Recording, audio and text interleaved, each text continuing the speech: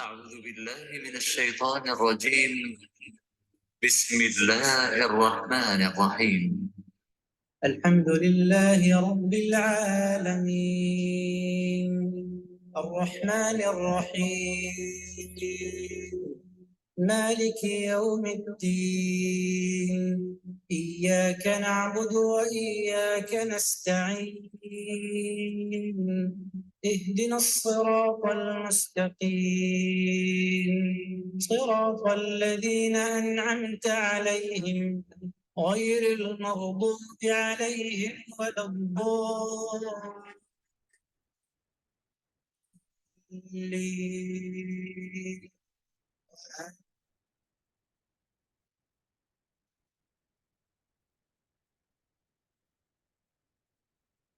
اعوذ باللہ من الشیطان الرجیم بسم اللہ الرحمن الرحیم الحمد للہ اللہم ربنا لک الحمد بما خلقتنا ورزقتنا وہدیتنا وعلمتنا لک الحمد بالایمان ولک الحمد بالاسلام لک الحمد بكل نعمت انعمت بها علینا فلک الحمد علی ذلک حمدا کثیرا لك الحمد حتى ترضى ولك الحمد إذا رضيت اللهم صل على محمد عبدك ورسولك كما صليت على إبراهيم وبارك على محمد وعلى آل محمد كما باركت على إبراهيم وآل إبراهيم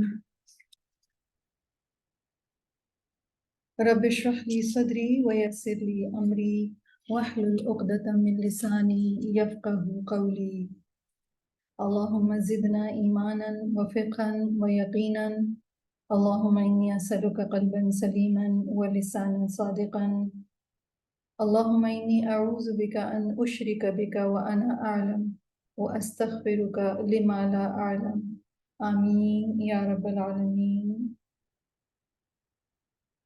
السلام علیکم ورحمۃ اللہ وبرکاتہ.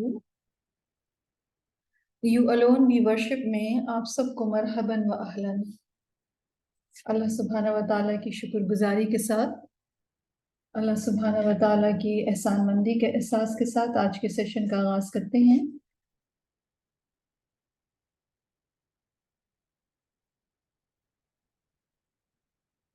سورۃ الفاتحہ قرآن مجید کی وہ واحد سورہ ہے جس کی 7 آیات کی تلاوت ہر مسلمان پر کم از کم 17 بار فرض کی گئی ہے، اور اس تلاوت کا ڈسپلن اور اسٹینڈرڈ یہ رکھا گیا ہے کہ وضو کی حالت میں دن کے 5 اوقات میں نماز کی حالت میں رب کے حضور ہاتھ باندھ کر مؤدب کھڑے ہو کر کی جاتی ہے.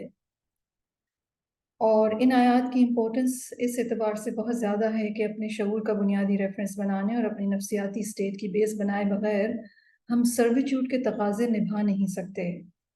تو اللہ سبحانہ و تعالیٰ نے ریپیٹڈلی ہمیں ان کو ریپیٹ کرنے کے لیے کہا ہے. دن میں کئی مرتبہ ہم ان آیات کو ریپیٹ کرتے ہیں، اور سورۃ الفاتحہ کے بارے میں ہمیں یہ بتایا جاتا ہے کہ یہ اللہ سبحانہ و تعالیٰ کی طرف سے سکھائی گئی ایک بہترین دعا ہے، اور جس میں دعا مانگنے کا ادب بھی سکھایا گیا. اور ان تمام آیات میں صرف ایک آیت ایسی ہے جس میں ہم اپنے بارے میں ایک بیان دیتے ہیں، اور وہ بیان کیا ہے؟ وہ ری ایشورنس ہے، وہ تجدید ہے اس عہد کی جو ہم نے اللہ سبحانہ و تعالیٰ کے ساتھ کیا ہوا ہے.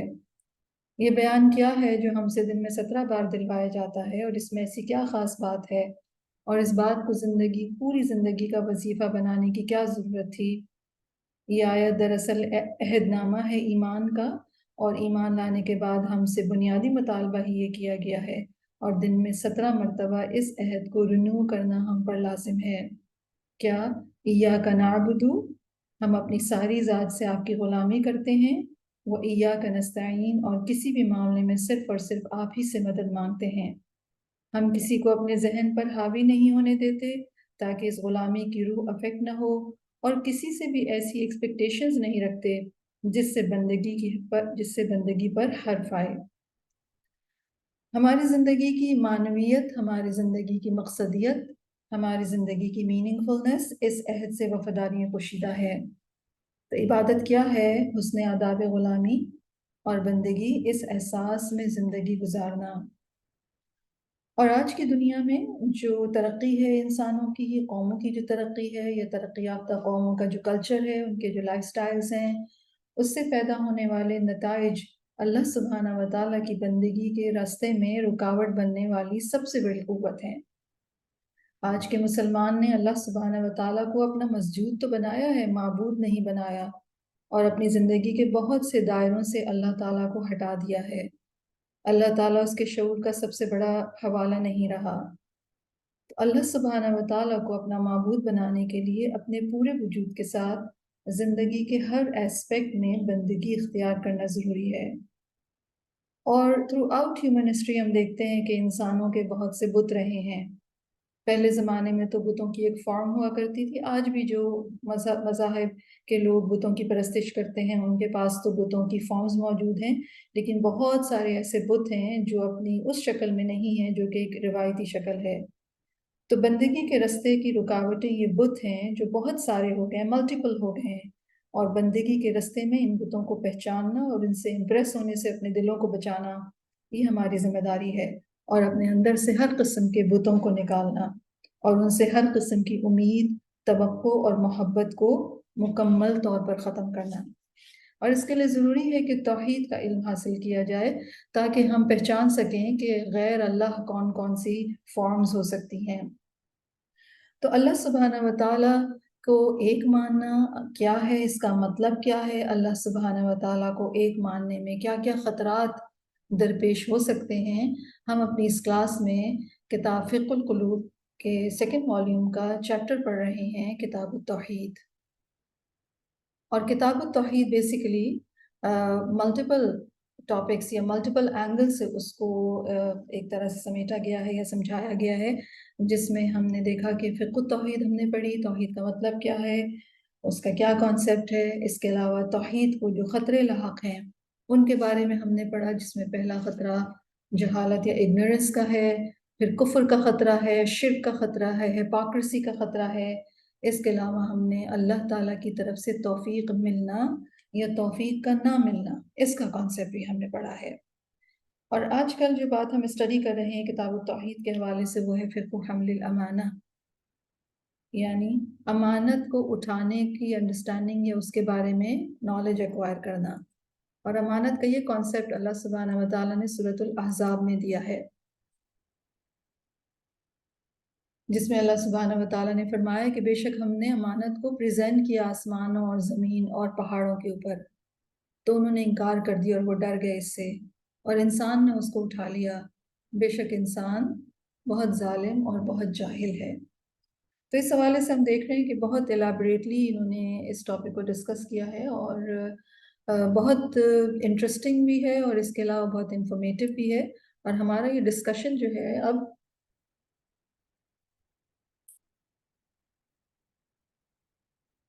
پیج 164 تک ہم آگے ہیں، اور انشاءاللہ تعالی ہم اس کے 2nd پیراگراف سے بات کا آغاز کریں گے۔ آئی ہوپ آپ سب میرے ساتھ ہیں۔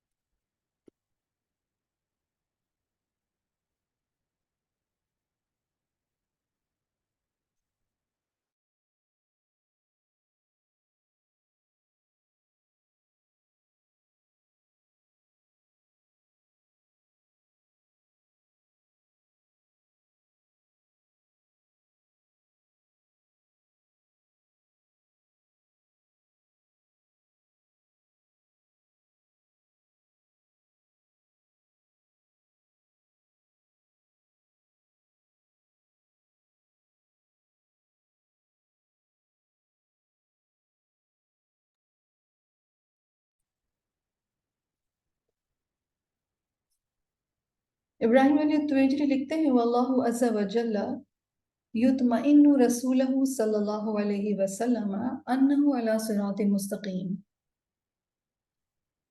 اللہ عز وجل نبی کریم صلی اللہ علیہ وسلم کو ریشور کراتے ہیں، مطمئن کرتے ہیں کہ وہ سیدھے رستے پر ہیں۔ وَيُوصِيهِ بِالتَّمَسُّكِ بِمَا أُوحِيَ إِلَيْهِ مِن رَّبِّهِ، اور ان کو تاکید کرتے ہیں کس بات کی کہ وہ اپنے رب کی طرف سے آنے والی وحی کو مضبوطی سے تھام لیں، یا اس چیز کو مضبوطی سے تھام لیں جو ان کے رب کی طرف سے ان پر وحی کی گئی ہے۔ والثبات علیہ، اور اس کے اوپر اسٹیٹ فاسٹ ہو جائیں یا ثابت قدم ہو جائیں۔ مہما لاق من عنت الشاردین عن الطریق بقول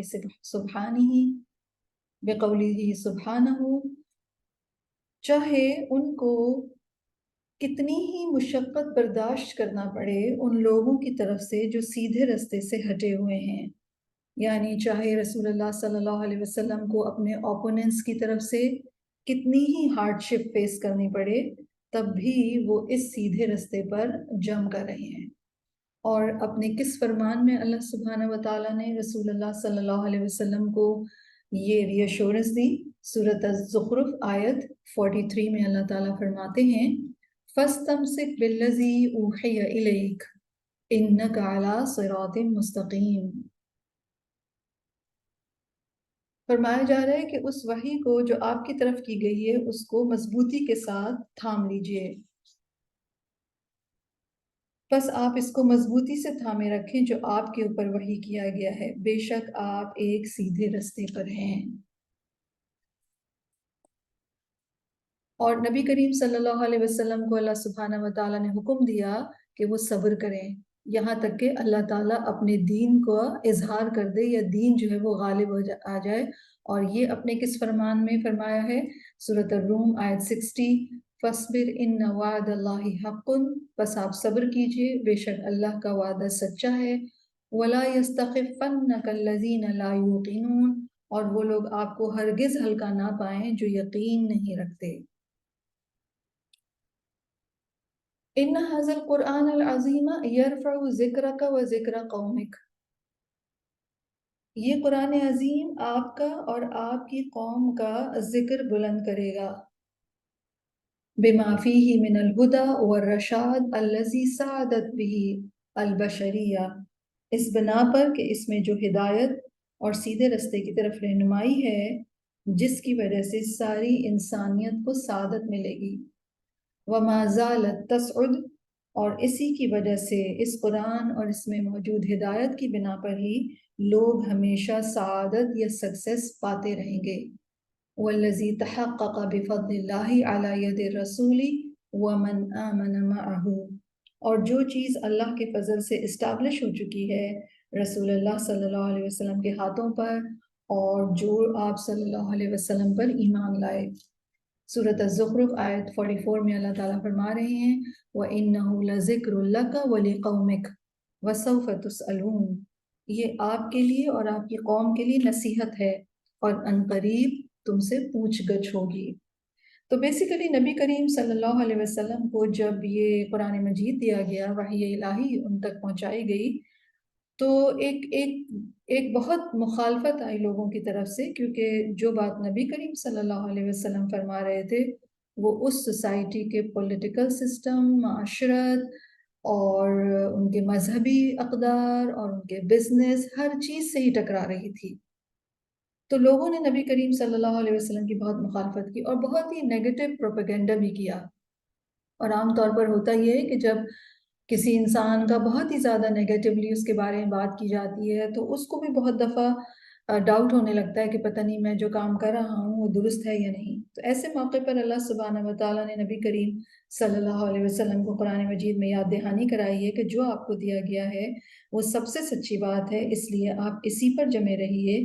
کوئی مخالفت کرے، کوئی اس کے خلاف جائے، کوئی کچھ بھی کہے، آپ اس کی پرواہ نہ کیجیے۔ یہ قرآن عظیم جو ہے یہ آپ کا اور آپ کی قوم کا ذکر بلند کرے گا۔ کیوں؟ کیونکہ اس کے اندر جو ہدایت ہے، جو گائیڈنس ہے، اس سے انسانیت سکسیس تک پہنچے گی، اور ہمیشہ ہی تھرو آؤٹ ہیومینٹی جب تک قیامت آئے گی ساری انسانیت کو سعادت اسی کے اوپر چلنے سے ملے گی، اور ہسٹری میں یہ چیز اسٹیبلش بھی ہو چکی ہے۔ فَأَمَّا الرَّسُولُ صلی اللہ علیہ وسلم، تو جہاں تک نبی کریم صلی اللہ علیہ وسلم کا تعلق ہے، فَإِنَّ مَلَائِينَ الشَّفَاهُ تُصَلِّي وَتُسَلِّمْ عَلَيْهِ فِي كُلِّ لَحْظَةٍ، آپ کے پاس جو ٹیکسٹ ہے اس کے اندر لکھا ہوا ہے کہ فَإِنَّ اللَّهَ وَمَلَائِكَتُهُ يُصَلُّونَ عَلَيْهِ، نبی کریم صلی اللہ علیہ وسلم کا جہاں تک تعلق ہے تو بے شک اللہ سبحانہ و تعالیٰ اور اللہ کے فرشتے نبی کریم صلی اللہ علیہ وسلم پر صلوات بھیجتے ہیں، اور فَإِنَّ مَلَائِينَ الشَّفَاهُ تُصَلِّي وَتُسَلِّمُ علیہ فی کل لحظہ، اور ملینز لپس ہونٹ ہر لمحے نبی کریم صلی اللہ علیہ وسلم پر درود و سلام بھیجتے ہیں. یعنی 24/7 میں کوئی لمحہ ایسا نہیں جاتا جہاں پر دنیا میں پلانٹ ارتھ کے اوپر کوئی نہ کوئی نبی کریم صلی اللہ علیہ وسلم پر درود نہ بھیج رہا ہو. فی کل زمان و مکان، ہر زمانے اور ہر مکان میں، یعنی ہر پلیس پر اور ہر زمانے میں. وَمِئَاتِ الْمَلَائِينَ مِنَ الْقُلُوبِ، اور ملینز آف پیپل جو لوگ ہیں ان کے دل نبی کریم صلی اللہ علیہ وسلم کی یاد میں دھڑکتے ہیں. تخفق بذکرہ وحبہ، ان کی یاد میں دھڑکتے ہیں اور ان کی محبت میں. وَمِن بِعْثَتِهِ إِلَىٰ أَن يَرِثَ اللَّهَ الْأَرْضَ وَمَنْ عَلَيْهَا، اور یہ سلسلہ رسول اللہ صلی اللہ علیہ وسلم کی بعثت سے جاری ہے. یعنی جب سے آپ کو پروفٹ ہوڈ عطا کی گئی اس وقت سے یہ سلسلہ جاری ہے، اور کب تک جاری رہے گا؟ جب تک اللہ اس زمین کا اور جو کچھ اس پر ہے اس کا وارث ہے، یعنی ہمیشہ کے لیے. رائٹ؟ تو نبی کریم صلی اللہ علیہ وسلم کی محبت ہمارے ایمان کا حصہ ہے، اور نبی کریم صلی اللہ علیہ وسلم سے محبت ہمارے ایمان کا ایک پیرامیٹر بھی ہے. یہ پوری سائیکالوجی ڈیولپ کرتا ہے ہماری، جس کی بنا پر جب سے نبی کریم صلی اللہ علیہ وسلم کو اللہ تعالیٰ نے نبی بنایا ہے، لوگوں کے دلوں میں ان کی محبت، لوگوں کا ان پر ایمان لانا اور ان کا ذکر کرنا، ان پہ درود و سلام بھیجنا، یہ مسلسل ہو رہا ہے. اور یہ بیسیکلی اللہ سبحانہ و تعالیٰ نے نبی کریم صلی اللہ علیہ وسلم کی عزت افزائی فرمائی ہے، کیونکہ انہوں نے اللہ سبحانہ و تعالیٰ کی جو دی گئی ٹاسک تھی، جو منصب نبوت تھا، اس کی ذمہ داریوں کو اللہ کی توفیق سے پورا ادا کیا ہے. تو نبی کریم صلی اللہ علیہ وسلم کا جو ذکر ہے وہ تو یوں بلند ہے. سورۃ الاحزاب کی آیت 56 ہے، ان اللہ و ملائکتہ یصلون علی النبی یا ایھا الذین آمنوا صلوا علیہ وسلموا تسلیما. بیوٹیفل خوبصورت آیت ہے، اس ہم سب درود پڑھ لیتے ہیں.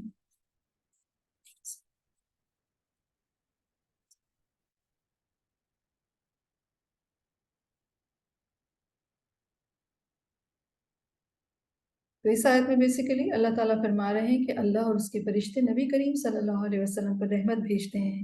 اے ایمان والو، تم بھی ان پر درود اور سلام بھیجو. تو اس میں حکم دیا گیا ہے درود و سلام بھیجنے کا. پھر وہ لکھتے ہیں وَأَمَّا قَوْمُ فَقَدْ جَاءَهُمْ هَذَا الْقُرْآنُ وَالدُّنْيَا لَا تُحِسُّ بِهِمْ، اور جہاں تک رسول اللہ صلی اللہ علیہ وسلم کی قوم کا تعلق ہے تو ان کے پاس یہ قرآن آیا اور دنیا کو اس قوم کی کوئی خبر ہی نہ تھی. یعنی دنیا اس قوم کو کچھ سمجھتی ہی نہیں تھی، ان کو کوئی امپورٹنس ہی نہیں دیتا تھا.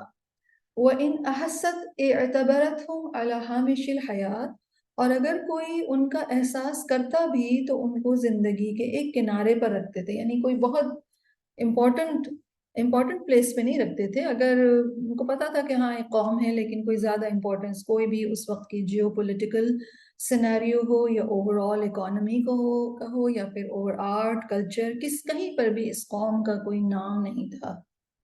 وَهُوَ الَّذِي جَعَلَ لَهُمُ الدَّوْرُ الْأَكْبَرُ فِي حَيَاةِ الْبَشَرِيَّةِ، اور یہی وہ چیز ہے، یعنی قرآن مجید جب ایسی قوم کے پاس آیا جس نے ان کو انسانیت کی زندگی میں ایک بہت بڑا رول ادا کرنے کے قابل بنایا.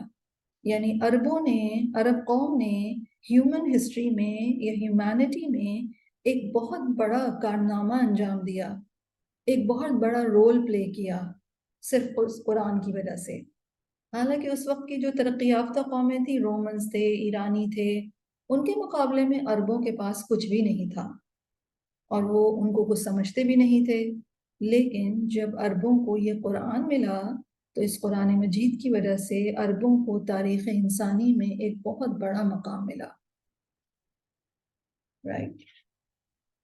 وہ کہتے ہیں وَهُوَ الَّذِي وَاجَهُ بِهِ الدُّنْيَا، اور یہی وہ چیز ہے جس کے ساتھ انہوں نے دنیا کو فیس کیا. یعنی قرآن کے جب وہ حامل بنے عرب قوم، تو پھر انہوں نے دنیا کو فیس کیا.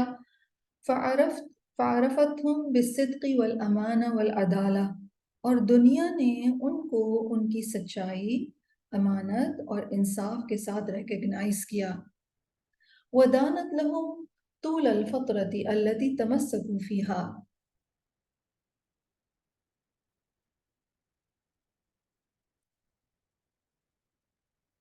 اور دنیا ان کے مطیع ہو گئی، ان کے تابع ہو گئی اس سارے لمبے عرصے میں جب تک انہوں نے قرآن کو تھامے رکھا. سورۃ الانبیاء کی آیت 10، لقد انزلنا الیکم کتابا فیہ ذکرکم افلا تعقلون. البتہ تحقیق ہم نے تمہاری طرف نازل کی ہے کتاب جس میں تمہارا ہی ذکر ہے، کیا تم عقل سے کام نہیں لیتے؟ تو عربوں نے جب اس قرآن کو تھاما تو وہ کوئی دنیا کی ان امپورٹنٹ قوم نہیں رہے، انہوں نے دنیا کے اندر بہت میجر چینجز کر دی، اور دنیا نے ان کو ان کی کیریکٹر کی جو بلندی تھی، سچائی، امانت اور عدل و انصاف، اس کے تھرو ان کو ریکگنائز کیا. فلما تخلوا عنہ انکرتہم الارض، اور جب انہوں نے قرآن کو چھوڑا تو زمین ان کے لیے اجنبی ہو گئی. واستصغرتہم الدنیا، اور دنیا نے ان کو حقیر سمجھنا شروع کر دیا. وقذفت بہم فی ذیل القافلہ ہناک، اور انہوں نے دنیا نے ان کو قافلے کے بالکل آخری حصے میں پھینک دیا. بعد ان کانوا قادۃ الموکب المرموقین، اس کے بعد کہ وہ اس قافلے کے لیڈرز تھے، یعنی انسانیت کے لیڈرز تھے. کب تک؟ جب تک انہوں نے قرآن کو تھامے رکھا، یعنی قرآن کے اوپر قرآن کو فالو کرتے رہے. لیکن جب انہوں نے قرآن مجید کو چھوڑ دیا تو پھر دنیا نے ان کو انسانیت کے سب سے آخری درجے پر ڈال دیا. کہاں؟ یہ کہ وہ سب سے آگے آگے تھے، لیڈ کر رہے تھے. اب وہ کیا ہو گئے؟ فالوورز، اور فالوورز بھی سب سے آخری درجے کے، آخر والے. وَإِنَّهَا لَتَبِعَةٌ ضَخْمَةٌ سَتُسْأَلُ عَنْهَا الْأُمَّةِ الَّتِي اخْتَارَهَا اللَّهُ لِدِينِهِ، اور یہ ایک بہت بڑی ذمہ داری ہے جس کے بارے میں امت سے سوال کیا جائے گا. کون سی امت ہے؟ کون سی امت سے؟ جس امت کو اللہ تعالیٰ نے اپنے دین کے لیے چن لیا. وَاخْتَارَهَا لِقِيَادَةِ الْقَافِلَةِ الْبَشَرِيَّةِ الشَّارِدَةِ إِذَا هِيَ تَخَلَّتْ عَنِ الْأَمَانَةِ، اس امت کو انسانیت کے بھٹکے ہوئے قافلے کو لیڈ کرنے کے لیے چن لیا گیا تھا. جب امت اس امانت کو اٹھانے سے دستبردار ہو گئی تو اب آف کورس اس سے سوال کیا جائے گا. اور سورۃ الاعراف کی آیت 69 ہے، فَلَنَسْأَلَنَّ الَّذِينَ أُرْسِلَ إِلَيْهِمْ وَلَنَسْأَلَنَّ الْمُرْسَلِينَ فَلَنَقُصَّنَّ عَلَيْهِمْ بِعِلْمٍ وَمَا كُنَّا غَائِبِينَ وَالْوَزْنُ يَوْمَئِذٍ الْحَقُّ فَمَنْ ثَقُلَتْ مَوَازِينُهُ فَأُولَئِكَ هُمُ الْمُفْلِحُونَ وَمَنْ خَفَّتْ مَوَازِينُهُ فَأُولَئِكَ الَّذِينَ خَسِرُوا أَنفُسَهُمْ بِمَا كَانُوا بِآيَاتِنَا يَظْلِمُونَ. اللہ سبحانہ و تعالیٰ فرما رہے ہیں، جس کا معنی یہ ہے، بس ہم کو ضرور پوچھنا ہے ان لوگوں سے جن کے پاس رسول بھیجے گئے، اور ہم کو ضرور پوچھنا ہے رسولوں سے. یعنی یہ جو بات انہوں نے کہی ہے نا کہ ہم امت سے پوچھا جائے گا، تو اس کی ایویڈنس کے طور پر یہ آیت لائیں جس میں اللہ تعالیٰ نے واضح طور پر فرمایا گیا ہے کہ ان لوگوں سے سوال کیا جائے گا جن کے پاس رسول آئے، اور رسولوں سے بھی پوچھا جائے گا. پھر ہم ان کے سامنے سب بیان کر دیں گے علم کے ساتھ، اور ہم کہیں غائب نہ تھے. اس دن وزندار صرف حق ہوگا، بس جن کی تولیں بھاری ہوں گی وہی لوگ کامیاب ٹھہریں گے، اور جن کے موازین یا تولیں ہلکی ہوں گی وہی لوگ ہیں جنہوں نے اپنے آپ کو گھاٹے میں ڈالا، کیونکہ وہ ہماری آیات کے ساتھ ناانصافی کرتے تھے، ظلم کیا انہوں نے آیات کے ساتھ.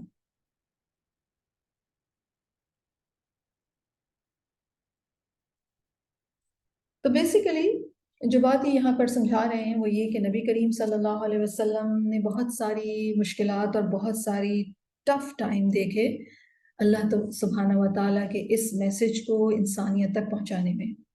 اور نبی کریم صلی اللہ علیہ وسلم کو اللہ تعالیٰ نے ری ایشورنسز دیں، اور اللہ تعالیٰ نے ان کے دل کو تھامے رکھا، اور انہوں نے اللہ کی توفیق سے یہ کام کر دیا. اور ان کے بعد آنے والوں نے جب تک اس قرآن مجید کو تھامے رکھا وہ انسانیت کو لیڈ کرتے رہے. خاص طور پر عرب لوگ. لیکن جب انہوں نے قرآن کو چھوڑا تو پھر وہ انسانیت کے بالکل آخری درجے پر چلے گئے. اور اب اس بارے میں آف کورس سوال ہوگا امت سے، کیونکہ یہ امانت امت کے سپرد کی گئی تھی. اب یہاں سے جو ڈسکشن یہ کریں گے یہ بیسیکلی امانت کے کانسیپٹ میں ہے، لیکن امانت کی ادائیگی کس قسم کے، امانت کی ادائیگی کے لیے کس قسم کے کیریکٹر کی ضرورت ہوتی ہے، تاریخ انسانی میں وہ کون سے انسان تھے، یا وہ کیا کیریکٹرز تھے، یا ان کی کس طرح تربیت ہوئی تھی، یا انہوں نے کیا کیا تھا جس کی بنا پر وہ اس قابل ہوئے کہ اللہ تعالیٰ کی طرف سے سونپی گئی اس امانت کو وہ ادا کر پائے. تو وہ کہتے ہیں وقد رب النبی صلی اللہ علیہ وسلم اصحابہ من المہاجرین والانصار علی التضحیۃ بکل شیء من اجل اعلاء کلمۃ اللہ.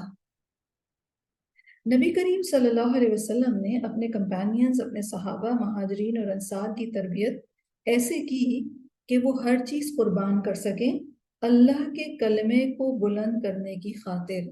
یعنی ان کی زندگیوں میں دین سب سے ٹاپ پرائرٹی تھا، اور جب دین پرائرٹی ہو تو پھر باقی لیس جو پرائرٹی والی چیزیں ہوتی ہیں وہ انسان آرام سے قربان کر سکتا ہے. تو نبی کریم صلی اللہ علیہ وسلم نے اپنے صحابہ کرام کی تربیت کیسے کی کہ وہ دین کے کلمے کو، اللہ کے کلمے کو بلند کرنے کے لیے اللہ کے کلمے کی خاطر اپنی ہر چیز قربان کر سکیں. وَالتَّضْحِيَةُ تَكُونُ بِبَذْلِ الْمَحْبُوبِ لِلْوُصُولِ إِلَى مَا هُوَ أَحَبُّ مِنْهُ. تضحیہ کیا ہوتا ہے، قربانی کیا ہوتی ہے؟ تضحیہ کا ورڈ ادھیہ سے ہے. عید الاضحیٰ کہتے ہیں نا، وہ یہی ورڈ ہے کیونکہ قربانی والی عید ہوتی ہے وہ. تو تضحیہ یا سیکریفائس جو ہوتی ہے وہ کیا ہوتی ہے؟ وہ اپنی پسندیدہ چیز کو خرچ کرنا اس چیز کو پانے کے لیے جو اس سے زیادہ پسندیدہ ہو. یعنی سمپلی زیادہ محبوب یا پسندیدہ چیز کو حاصل کرنے کے لیے اس سے کم محبوب درجے کی چیز کو قربان کر دیا جائے. ٹھیک ہے، مثلا پیسہ سب کو محبوب ہے، رائٹ؟ لوگ ارن کرتے ہیں بہت محنت سے پیسہ اور وہ محبوب بھی بہت ہوتا ہے، لیکن کھانا اس سے زیادہ محبوب ہے. تو انسان کیا کرتا ہے؟ پیسے دے کر کھانا خرید لیتا ہے. اس سے کیا پتہ چلتا ہے کہ انسان کو پیسے سے زیادہ کھانا محبوب ہے. تو ایک چیز پیسہ بھی محبوب ہے لیکن کھانا زیادہ محبوب ہے بھوک کے وقت، تو وہ پیسے دے کر اس سے جو زیادہ محبوب چیز ہے اس کو حاصل کرنے کے لیے وہ کم محبوب چیز دے دیتا ہے. ٹھیک ہے، یہ ہے تضحیہ. اور کیا ہے تضحیہ؟ وَتَرْكُ الْمَحْبُوبِ لِمَا هُوَ أَحَبُّ مِنْهُ. اور محبوب چیز کو چھوڑ دینا اس کی خاطر جو اس سے بھی زیادہ محبوب ہو. رائٹ؟ یعنی دو پسندیدہ چیزیں ہیں لیکن ایک پسندیدہ چیز کو آپ چھوڑ سکتے ہیں کسی اور زیادہ پسندیدہ چیز کی خاطر. اور کیا ہے قربانی؟ وَتَقْدِيمُ مَا يُحِبُّهُ اللَّهُ عَلَى مَا تُحِبُّهُ النَّفْسِ. اور اس چیز کو اولیت دینا، فوقیت دینا، پرائرٹی دینا جس سے اللہ محبت کرتا ہے اس چیز پر جس سے نفس محبت کرتا ہے. ٹھیک ہے، یہ بھی قربانی ہے. ایک چیز ہے جو آپ کو پسند ہے اور ایک چیز ہے جو اللہ کو پسند ہے. تو قربانی کیا ہے؟ جو ہمیں پسند ہے وہ بھی ہمیں محبوب ہے، لیکن جو اللہ کو پسند ہے وہ زیادہ محبوب ہو. تو انسان اپنی محبوب چیز کو چھوڑ دے، اللہ کی محبوب چیز کو اختیار کرنے، اس کو پرائرٹی دے دے. وَذَلِكَ لَا يَكُونُ إِلَّا مَعَ كَمَالِ الْإِيمَانِ. اور یہ چیز ہو ہی نہیں سکتی جب تک کہ ایمان پرفیکٹ نہ ہو. یعنی جس انسان کا ایمان کامل ہوگا وہی یہ کر سکے گا، ایسی قربانیاں وہی کر سکتا ہے. اور ہم سب بھی اپنی زندگیوں کو ایویلویٹ کر سکتے ہیں، انٹروسپیکٹ کر سکتے ہیں کہ کہاں کہاں ہم اپنے نفس کی مرضی یا اپنی پسند کو اللہ کی مرضی یا پسند پر ترجیح دیتے ہیں. تو بیسیکلی وہ ہم قربانی نہیں کر رہے ہوتے. قربانی یا تضحیہ وہاں ہوتی ہے کہ انسان اللہ سبحانہ و تعالیٰ کی پسند کو پرائرٹی دے. اور اس سلسلے میں ہمیں اپنی پوری زندگی کو ایویلویٹ کرنا چاہیے، اپنے تمام کاموں کو، اپنی تمام ایکٹیویٹیز کو.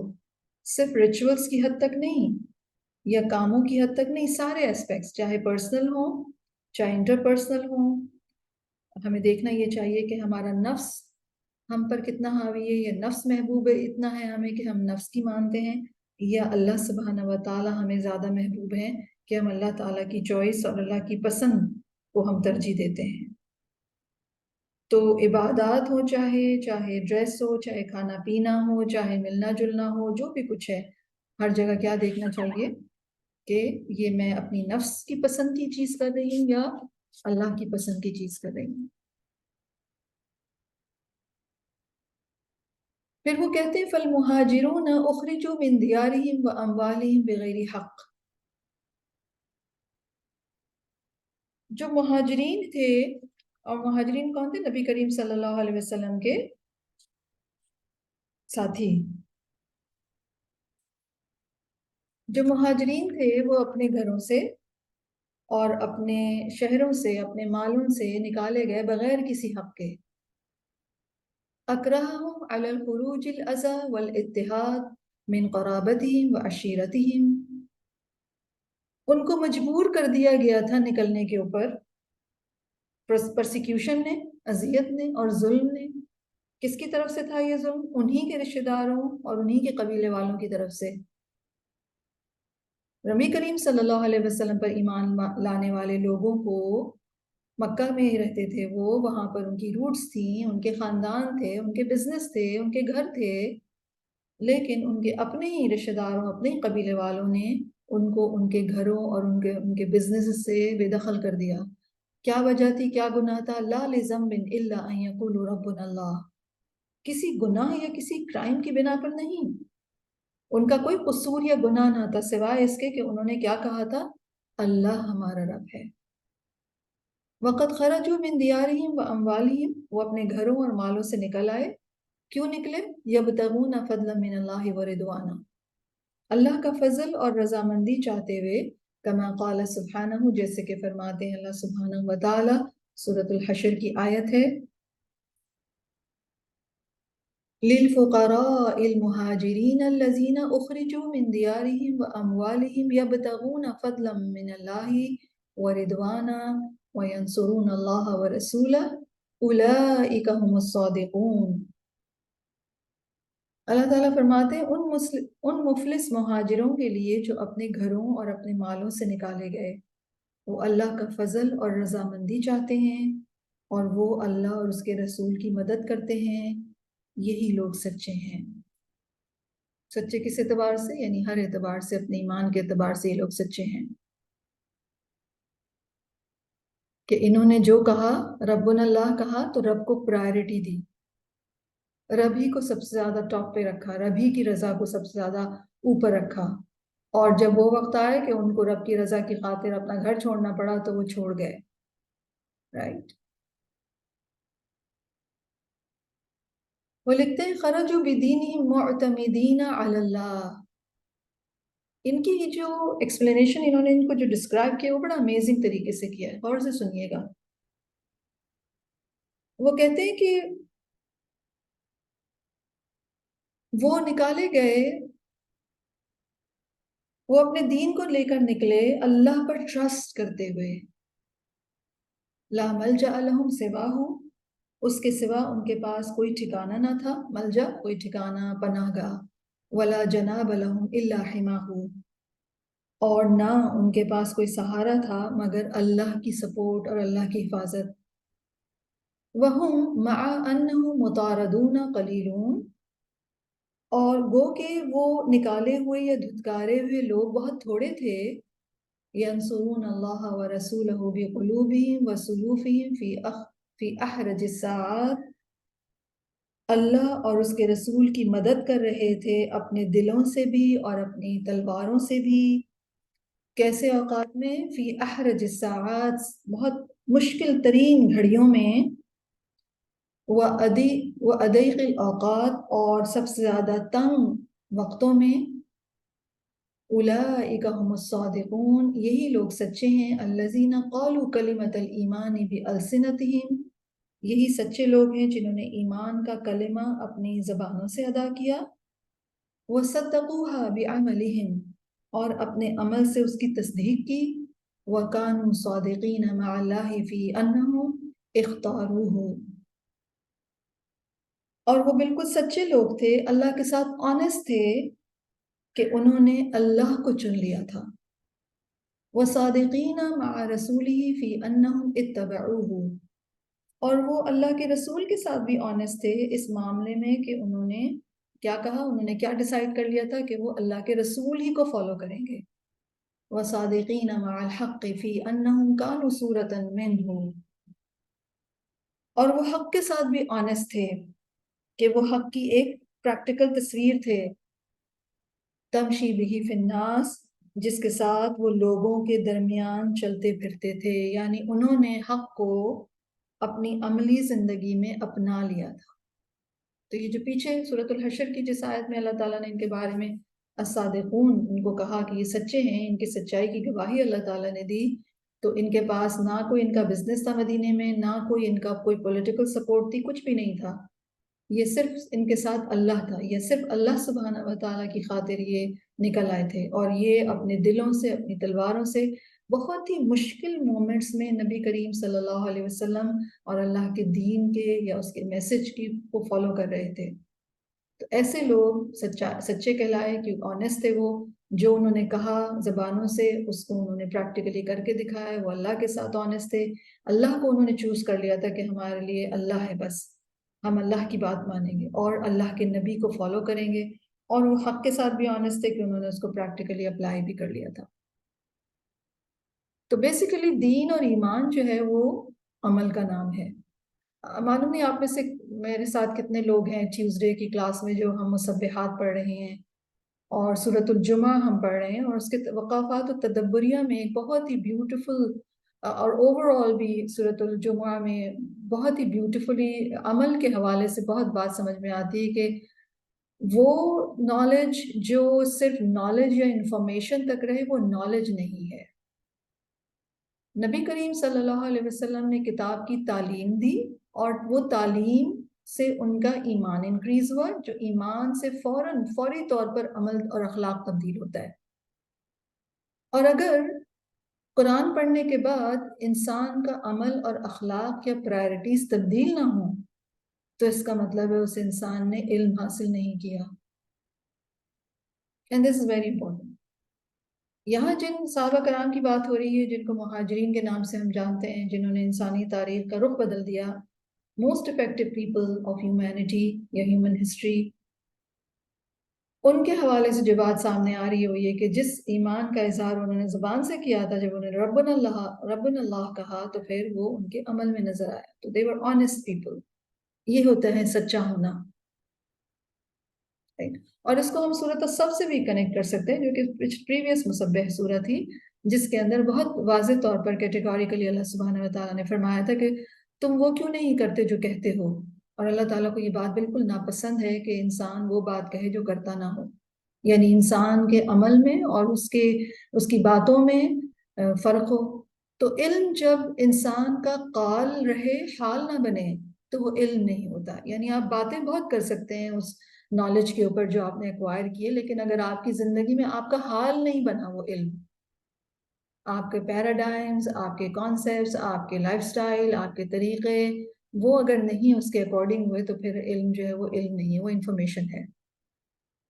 اور ایسا علم جو ہے وہ سورۃ الجمعہ میں بتایا گیا ہے کہ پریویس مسلمان قوموں کے پاس بھی تھا، اور ان کی مثال ایک بہت ہی بری مثال کے ذریعے سے ان کی سٹیٹ سمجھائی گئی کہ جیسے گدھے کی مثال ہے جس کے اوپر کتابیں لدی ہوئی ہیں.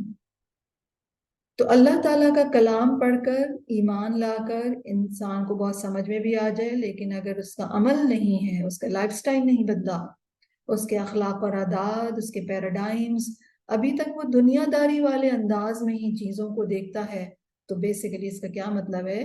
یہ وہی پھر ڈونکی کی اگزامپل جو ہے وہ آئے گی کہ کتابیں بہت لد گئی ہیں، لیکن جس طرح گدھے کو نہیں پتہ چلتا کہ اس کے اوپر پی ایچ ڈی کے لیول کی کتابیں رکھی ہوئی ہیں یا ایلیمنٹری لیول کی کتابیں ہیں، اور نہ ہی گدھا ان کو پڑھ کر کوئی وزڈم لیتا ہے. اور گدھے کے حوالے سے اگر آپ نوٹ کریں تو وہ اسٹوپیڈیٹی کی علامت ہے. تو وہ انسان بہت ہی بڑا اسٹوپڈ ہے جو دین کا علم حاصل کرتا ہے، قرآن کا علم حاصل کرتا ہے اور اس کے پر عمل نہیں کرتا. گدھے سے بھی زیادہ گیا گزرا ہے. استغفر اللہ. تو یہ لوگ جو نبی کریم صلی اللہ علیہ وسلم کے ساتھ نکلے نکالے گئے، اتنا پرسیکیوشن ان کے اوپر ہوا.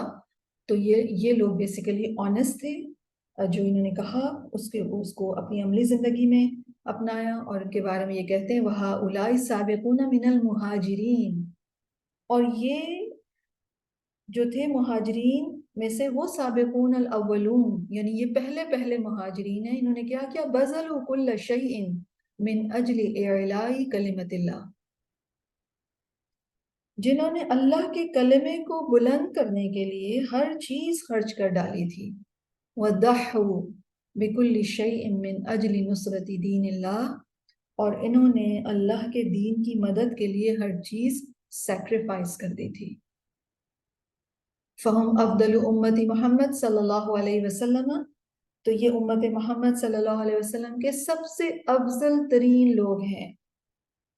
ولا غرابة فقد ضحوا بأغلى ما يملكون من اجل اعلاء کلمت اللہ، اور کوئی حیرت کی بات نہیں ہے، یعنی کوئی اگر کسی کو لگے کہ یہ کیا ہوا تو اس میں کوئی حیرت کی بات نہیں ہے، کیونکہ انہوں نے کیا کیا؟ کیونکہ انہوں نے جو کچھ بھی پریشس ترین چیزیں جن کے وہ مالک تھے وہ انہوں نے اللہ کے کلمے کی بلندی کے لیے خرچ کر ڈالا تھا. اس کا مطلب ہے اللہ کا کلمہ جو تھا ان کی تمام قیمتی ترین چیزوں سے زیادہ پریشس تھا، تو انہوں نے ہر چیز خرچ کر ڈالا. کیا کیا خرچ کیا؟ فَضَحُوا بِسِتَّةِ أَشْيَاءٍ مِنْ أَجْلِ لَا إِلَهَ إِلَّا اللَّهِ، 6 چیزیں انہوں نے لا الہ الا اللہ کی خاطر قربان کی تھی. ضحوا بالاوقات، اوقات کی قربانی، والانفس، جانوں کو قربان کیا، والاموال، اپنی ویلتھ، والبلدان، شہر، والشہوات، اور خواہشیں، والجاہ، اور سٹیٹس، منصب. ولہذا سماہم اللہ بالصادقین، اسی لیے اللہ تعالیٰ نے ان کو صادقین کہا.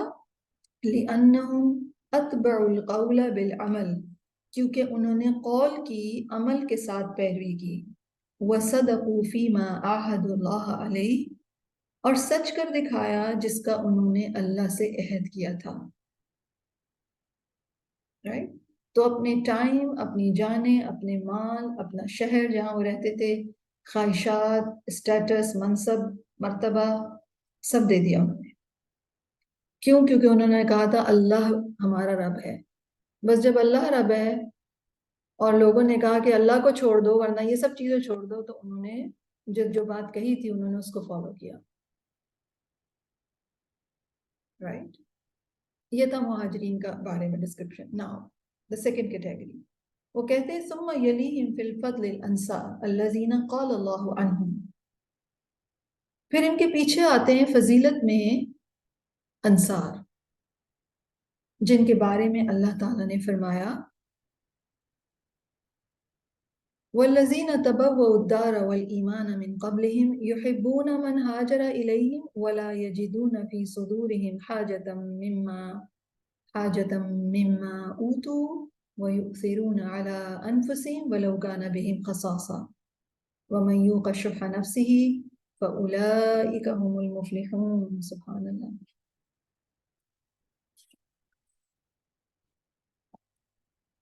سورۃ الحشر کی آیت ہے 9. اللہ سبحانہ و تعالی ان انصار صحابہ کرام کے بارے میں کیا فرما رہے ہیں کہ وہ لوگ پہلے سے مدینہ میں قرار پکڑے ہوئے ہیں اور ایمان استوار کیے ہوئے ہیں. جو ان کے پاس ہجرت کر کے آتا ہے اس سے وہ محبت کرتے ہیں اور وہ اپنے دلوں میں اس سے تنگی نہیں پاتے جو مہاجرین کو دیا جاتا ہے، اور وہ ان کو اپنے اوپر مقدم رکھتے ہیں اگرچہ ان کے اوپر فاقہ ہو. اور جو شخص اپنے نفس کے لالچ سے، اپنے دل کے لالچ سے بچا لیا گیا تو وہی لوگ فلاح پانے والے ہیں. رائٹ؟ تو اللہ سبحانہ و تعالیٰ قربانیوں کی بہت قدر فرماتے ہیں. ایکچولی اگر آپ دنیا میں بھی دیکھیں تو کوئی بھی انسان جو کوئی بہت بڑا کام کرتا ہے یا کوئی بہت بڑی اچیومنٹ اس کی ہوتی ہے، اگر آپ اس کی زندگی کے بارے میں کبھی سنیں تو بہت سارے سیکریفائسز اس نے دی ہوتی ہیں تب جا کر وہ اس مقام پر ہوتا ہے اس کی ایفیکٹونیس کے اعتبار سے. تو اللہ تعالیٰ نے اپنی یہ دنیا بنائی ہی ایسی ہے جس کے اندر انسان سے یہ دیکھا جا رہا ہے کہ اس کی زندگی میں سب سے ٹاپ پرائرٹی کیا ہے. اور یہ ٹاپ پرائرٹی کیسے اندازہ ہوتا ہے؟ زبان سے کہنے سے نہیں، زبان سے کہنا بھی ضروری ہے، لیکن اس کے بعد جب اصل میں وقت آتا ہے اور انسان کا جو ڈیسیشن ہوتا ہے کہ وہ کیا چیز آپٹ کرتا ہے، اس سے اظہار ہوتا ہے کہ اس کے لیے زندگی میں ٹاپ پرائرٹی کیا تھی. تو اللہ تعالیٰ نے یہ قرآن مجید میں جیسے سورۃ الحشر کی آیت ہے، اس میں اب انصاری صحابہ کرام کا ذکر کیا جا رہا ہے. اس سے پہلے قرآن مجید میں اللہ تعالیٰ نے مہاجرین کا ذکر فرمایا اور پھر اس کے بعد انصار کا ذکر فرمایا، اور یہ دونوں رولز بہت اہم ہوتے ہیں. یعنی ایک وہ کیٹیگری ہوتی ہے لوگوں کی جو اللہ کی خاطر اپنا سب کچھ قربان کر دیں، اور دوسری وہ کیٹیگری ہوتی ہے جو ان قربانی دینے والوں کو گلے لگائے اور اپنی ہر چیز پر ان کو ترجیح دیں. اور یہ آیت خاص طور پر جو سورۃ الحشر کی آیت ہے، جن لوگوں نے ابھی میرے ساتھ مسبحات میں اس سورہ کو کیا ہے، ہم نے ڈیٹیل میں اس بات کا ذکر بھی کیا تھا کہ کس طریقے سے وہ انصاری صحابی نبی کریم صلی اللہ علیہ وسلم کے ایک مہمان کو لے گئے تھے اور اپنی پوری فیملی کو انہوں نے بھوکا سلا دیا تھا، لیکن مہمان کو کھانا کھلایا تھا. تو اپنی نیڈ، اور وہ بھی بھوک جیسی نیڈ اور بچوں کی نیڈ کے اوپر پریفرنس کس کو دی تھی؟ دوسرے انسان کی نیڈ کو. تو اس درجے کی قربانی جب دیتے ہیں یا پریفرنس دیتے ہیں، یا نفس اتنا زیادہ اوپن ہو جاتا ہے، نفس کے اندر کسی قسم کی کوئی تنگی نہیں رہتی، تو پھر دین کی ترقی ہوتی ہے. تو وہ کہتے ہیں کہ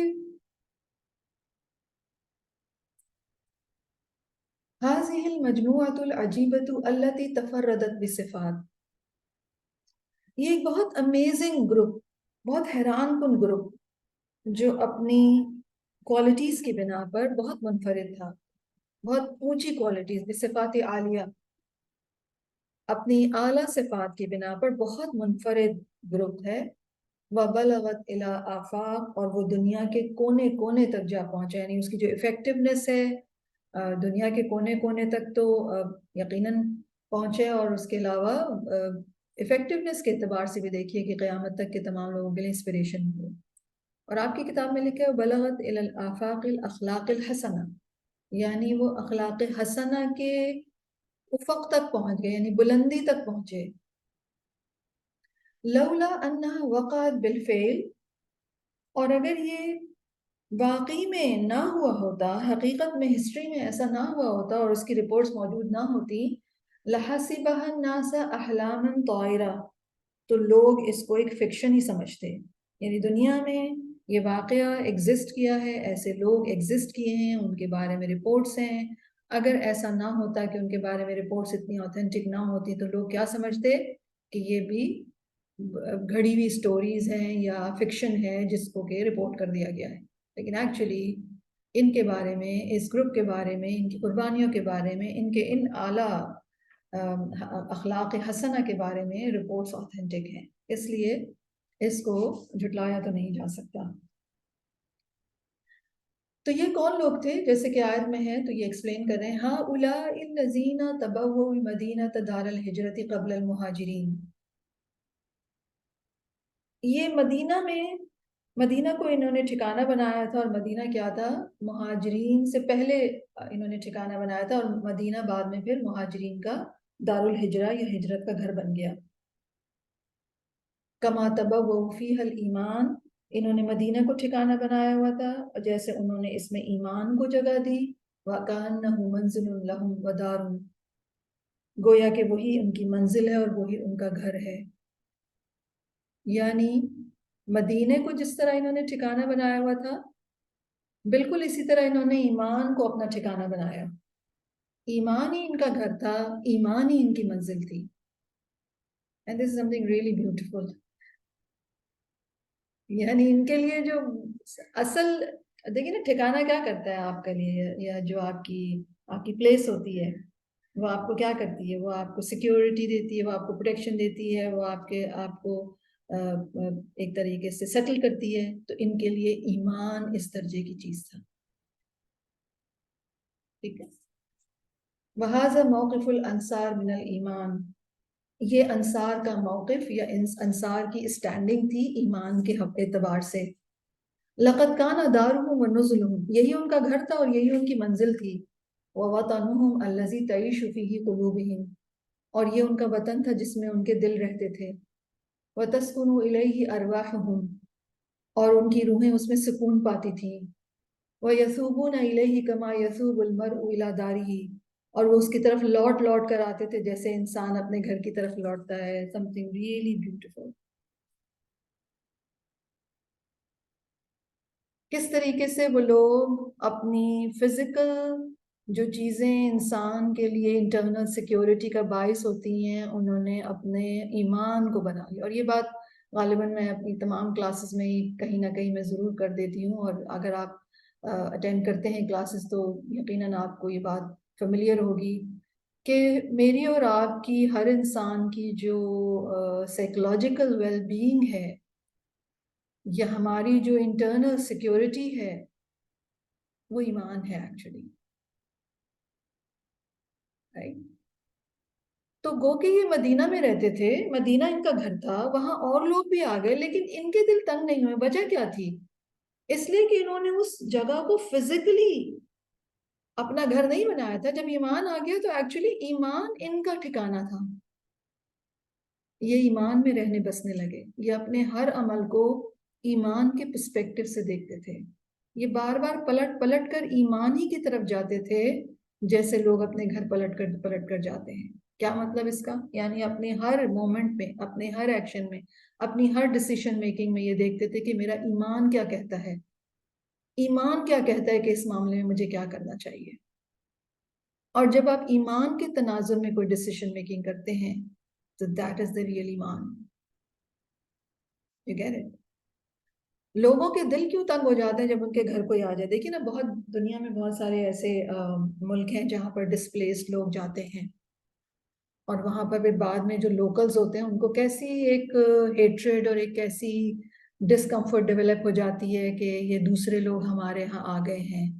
کیوں؟ کیونکہ انہوں نے فزیکلی اس جگہ کو اپنا گھر سمجھا ہوتا ہے. ان کو لگتا ہے کہ یہ اب چونکہ اتنے کلومیٹر کا ہمارا یہ شہر ہے یا اتنے یارڈز کا ہمارا یہ گھر ہے یا اتنے کنال کا، تو اگر اس میں تو ہمارے لیے یہ سفائس کرتا ہے، اگر اس میں اور لوگ آ گئے تو یہ تنگ ہو جائے گا. یہ ہے اسکیئرس مینٹالٹی. انصار جو تھے صحابہ کرام، یہ فزیکل ایمان نے ان کو فزیکل باؤنڈری سے اوپر اٹھا دیا تھا. اور یہ بات سمجھنی بہت ضروری ہے.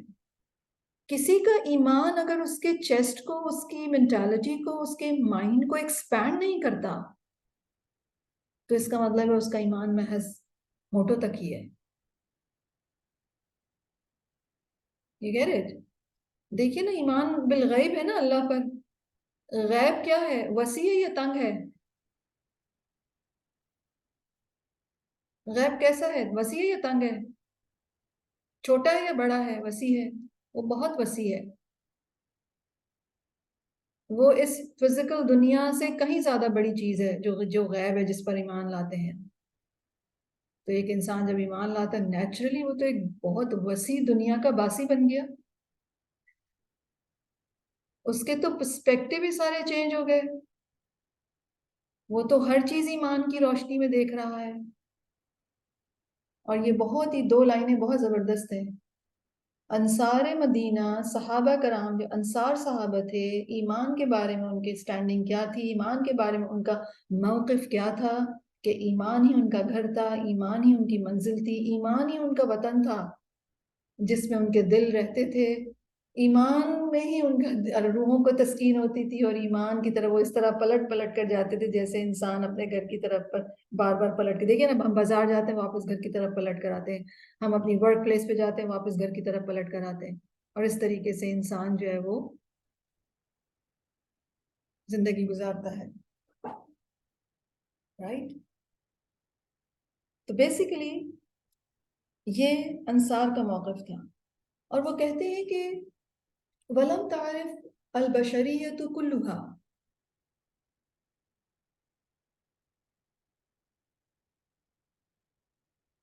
انسانیت نے کبھی بھی ایسی کوئی انسیڈنٹ یا ایسا کوئی واقعہ،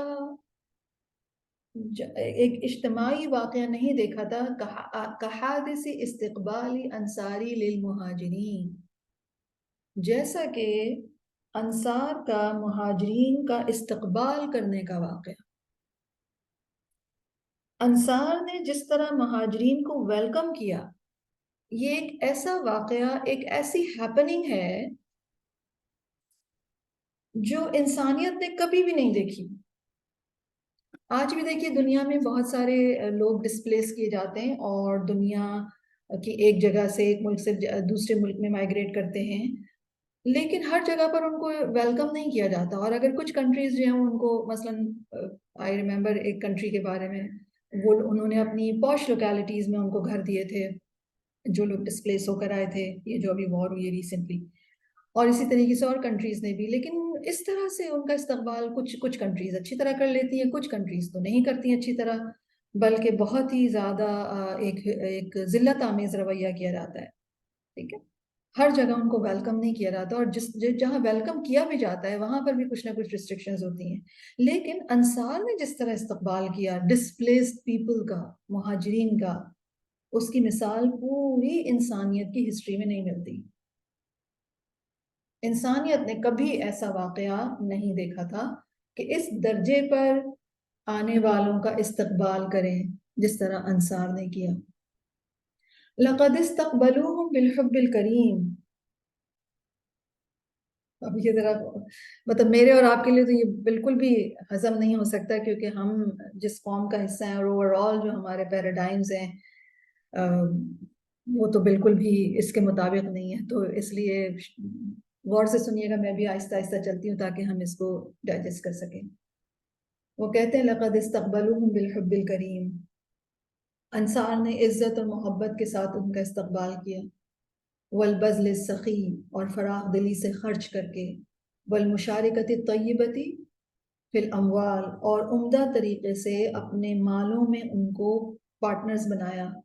وشارکوہم فی الشعور والمشاعر والایمان والاعمال، اور ان کو اپنے احساسات اور جذبات میں شریک کیا.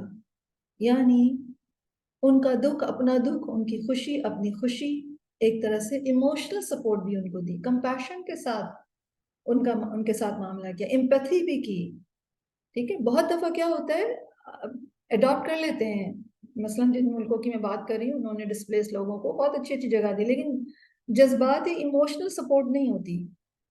ٹھیک ہے، اور ہر چیز میں ان کو ساتھ لے کر چلے ہوئے، انہوں نے ان کو اپنے جذبات، اپنے شعور، اپنی خوشی، ان کے دکھ ان کے دکھ، ان کی خوشیاں ان کی خوشیاں، ان کی پرابلمز ان کی پرابلمز، اس طریقے سے انہوں نے لیا. اور میں حیران ہو رہی تھی جب میں یہ پڑھ رہی تھی، میں سوچ رہی تھی آج تو ہمارا یہ حال ہے کہ ایون اگر والدین بوڑھے ہو کر کسی کے گھر پہ رہیں، یا کوئی جو بہت دفعہ بے سہارا کوئی نہ کوئی رشتہ دار ہوتا ہے نا، کوئی بیوہ، کوئی پھپھو یا کوئی بیوہ ایسی نانی یا کچھ اس طرح سے ڈسپلیس، یا جو بے سہارا رہ جائے، اکیلے رہ گئے اپنی فیملی میں اور ان کو رکھنا پڑا ہے، مثلا کوئی خالہ ہیں، تو کس طریقے سے برڈن سمجھتے ہیں لوگ. کمپیشن کے ساتھ تو کوئی نہیں رکھتا، یعنی اگر رکھ بھی لیتے ہیں لحاظ مروت اخلاق کی کوئی اس سے، تو لیکن اس میں جذبات تو بالکل شامل نہیں ہوتے، یا اس بات کا خیال نہیں رکھتے کہ یہ کیسا فیل کر رہے ہوں گے. حالانکہ خون کے رشتے بھی ہوتے ہیں، لیکن یہاں پر تو خون کا کوئی رشتہ نہیں تھا. یہاں پر کس چیز کا رشتہ تھا؟ ایمان کا. ایمان نے ان کو انیبل کیا کہ یہ لٹے پٹے لوگوں کو اس طریقے سے ویلکم کریں کہ ان کو ایموشنل سپورٹ بھی دیں، ان کو سائیکولوجیکلی بھی سوت کریں، سیٹسفائی کریں، پرسکون کریں. اور پھر امیزنگ بات یہ تھی کہ وَتَسَابَقَ الْأَنصَارُ إِلَى الْإِيوَاءِ، اور انصار ایک دوسرے سے آگے بڑھ رہے تھے لوگوں کو ٹھکانہ دینے کے لیے. یعنی ہر کوئی کہتا تھا کہ ہمارے گھر آ جائیں، ہماری یہ چیز لے لیں، ہماری سواری لے لیں. وَاحْتِمَالِ الْآبَاءِ، اور ذمہ داری اٹھانے میں، یعنی ہم ان کو رکھ لیتے ہیں. عام طور پر اگر ایون بوڑھے والدین کی اگر ذمہ داری ان کے بچوں کو لینی ہو تو یوزولی بہن بھائی کیا کرتے ہیں، وہ ایک دوسرے کے اوپر ڈالنے کی کوشش کرتے ہیں، رائٹ. اور مختلف اس میں ایسے پینفل مومنٹس دیکھنے کو، آبزرو کرنے کو ملتے ہیں جس میں بہت دفعہ والدین کو کہا جاتا ہے کہ نہیں ہم دو کو نہیں رکھ سکتے، تو چلو ایک ایک کو سب رکھ لیتے ہیں، ایک کو تم رکھ لو، ایک کو ہم رکھ لیں. لیکن یہاں ایسا نہیں تھا. یہاں کیا تھا، وہ ایک دوسرے سے آگے بڑھ رہے تھے کہ ہم رکھیں گے.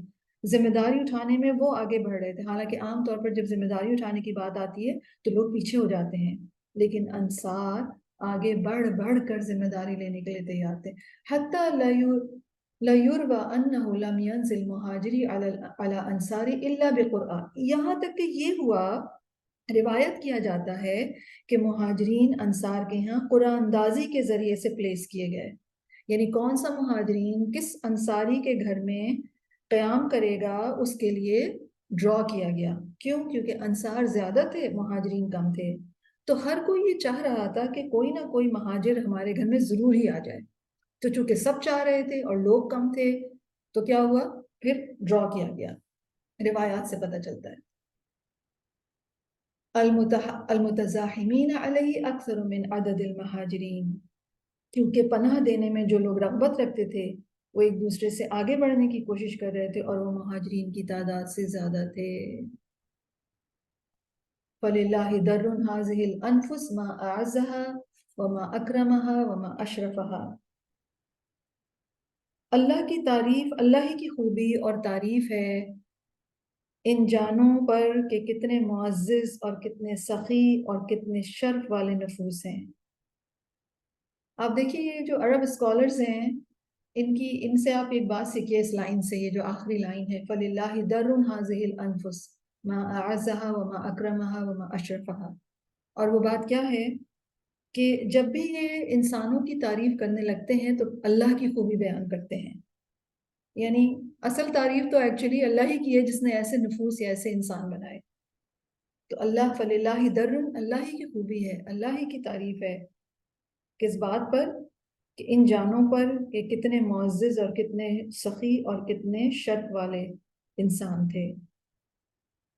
تعریف لوگوں کی، لیکن اصل میں تعریف جس کی ہے وہ بیان کر کے پھر یہ کہا کہ اللہ کی اصل تعریف کہ اس نے ان کو ایسی ایسی کوالٹیز عطا کی۔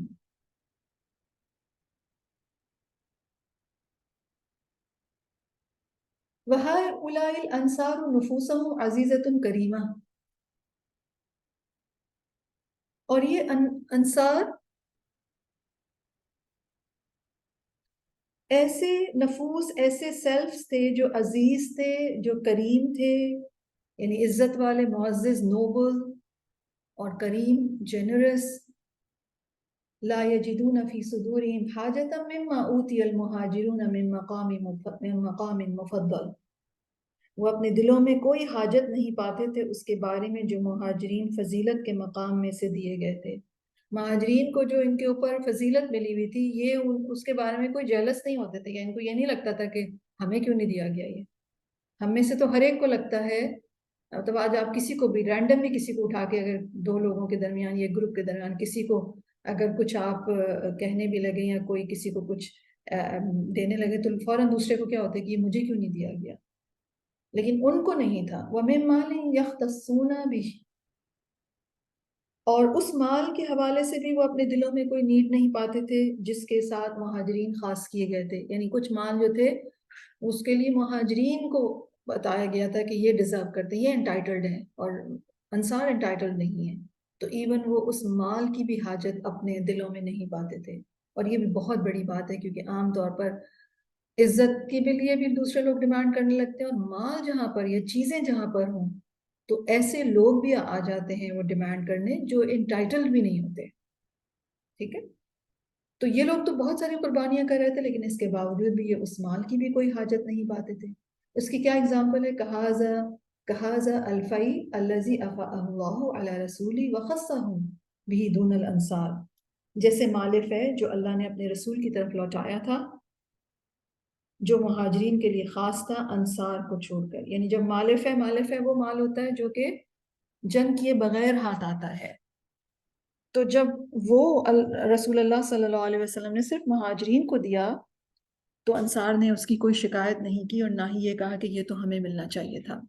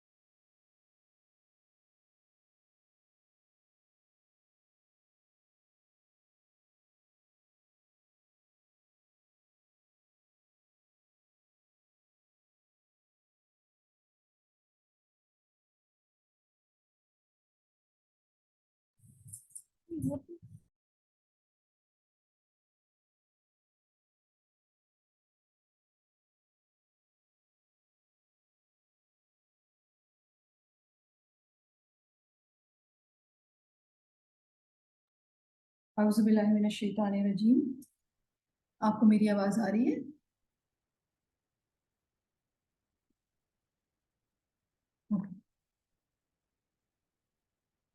تو بیسیکلی ہم مہاجرین انصار مدینہ کی بات کر رہے تھے، جن کے بارے میں یہ بتا رہے ہیں کہ وہ لوگ اتنے زبردست ان کے اخلاق تھے اور ان کے اتنے زبردست وہ انسان تھے کہ مہاجرین کو فضیلت میں یا مال میں جب مخصوص کیا گیا تو ان کو اپنے دل میں اس کی کوئی حاجت یا ان کو کوئی شکایت محسوس نہ ہوئی. انہوں نے یہ نہیں کہا کہ یہ ہمیں کیوں نہیں دیا گیا.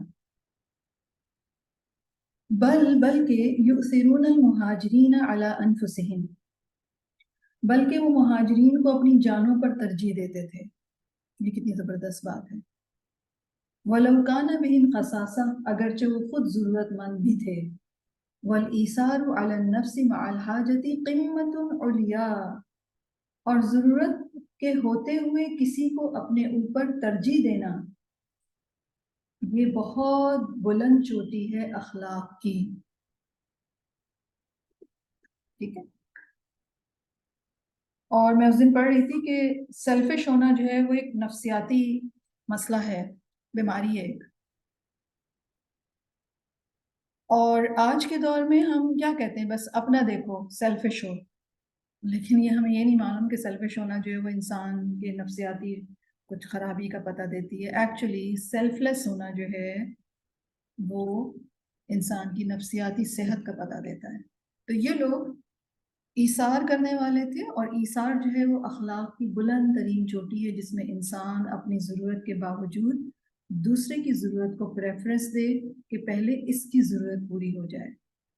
اور دین کی خاطر ایسا کرنا بہت بڑی بات ہے، اور وہاں کرنا جہاں پر کوئی بدلہ ملنے کی توقع نہ ہو. یہ کردار کی بلندی ہوتی ہے.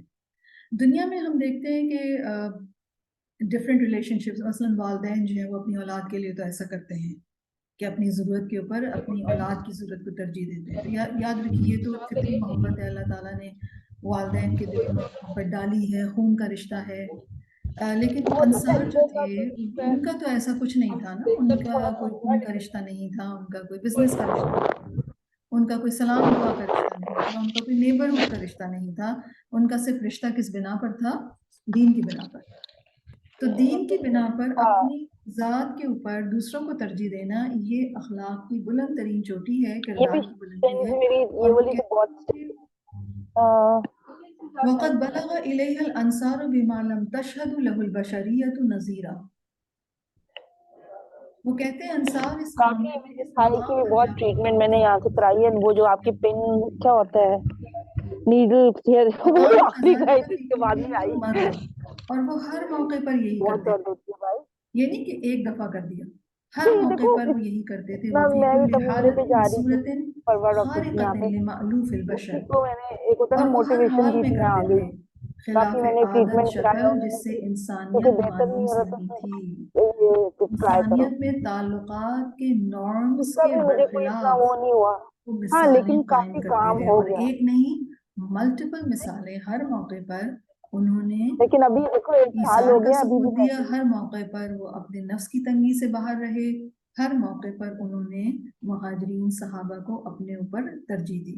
اور یہ وہ تعلقات کی وہ فارم ہے جو کہ انسانیت جس سے مانوس نہیں تھی. انسانیت میں جو ہیومن انٹریکشنز کے حوالے سے جو فارمز ہے یہ اس کے بالکل برخلاف تھی، یہ اس کے بالکل اپوزٹ تھی.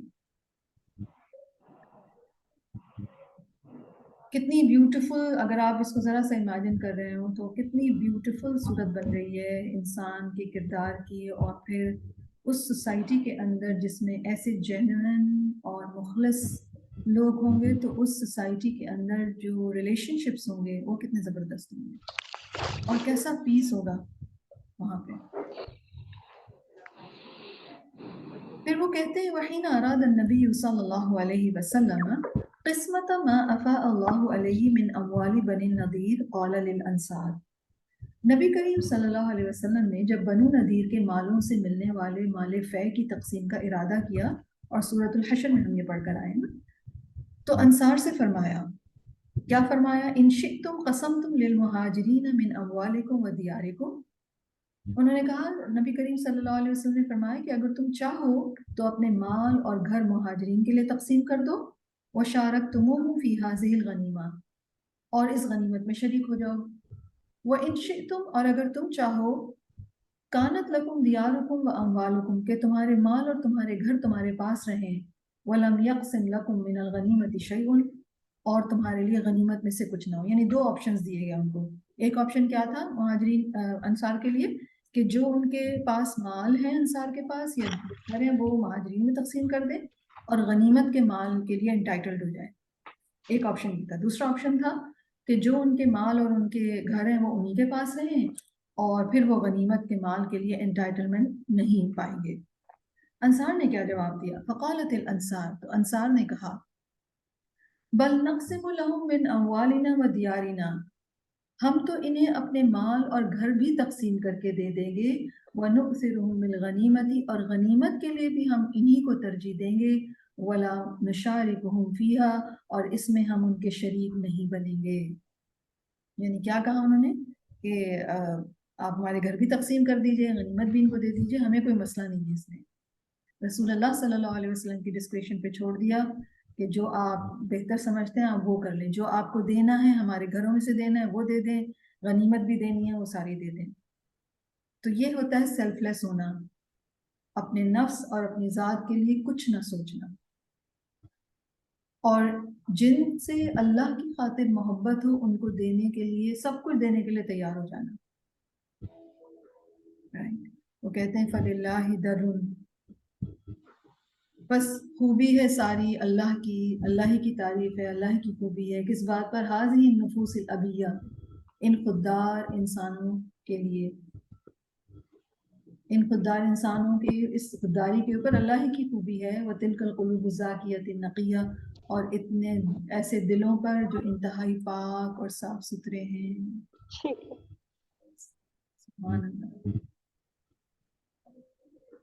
پھر وہ ایک بہت امپورٹنٹ بات کر رہی ہیں اور یہ بات ہم سب کو ضرور دیکھنی چاہیے. وہ کہتے ہیں وَالشُّحُّ النُّفُوسِ هُوَ الْمُعَوِّقُ عَنْ كُلِّ خَيْرٍ، دلوں کی تنگی ہر خیر کے راستے میں رکاوٹ بنتی ہے.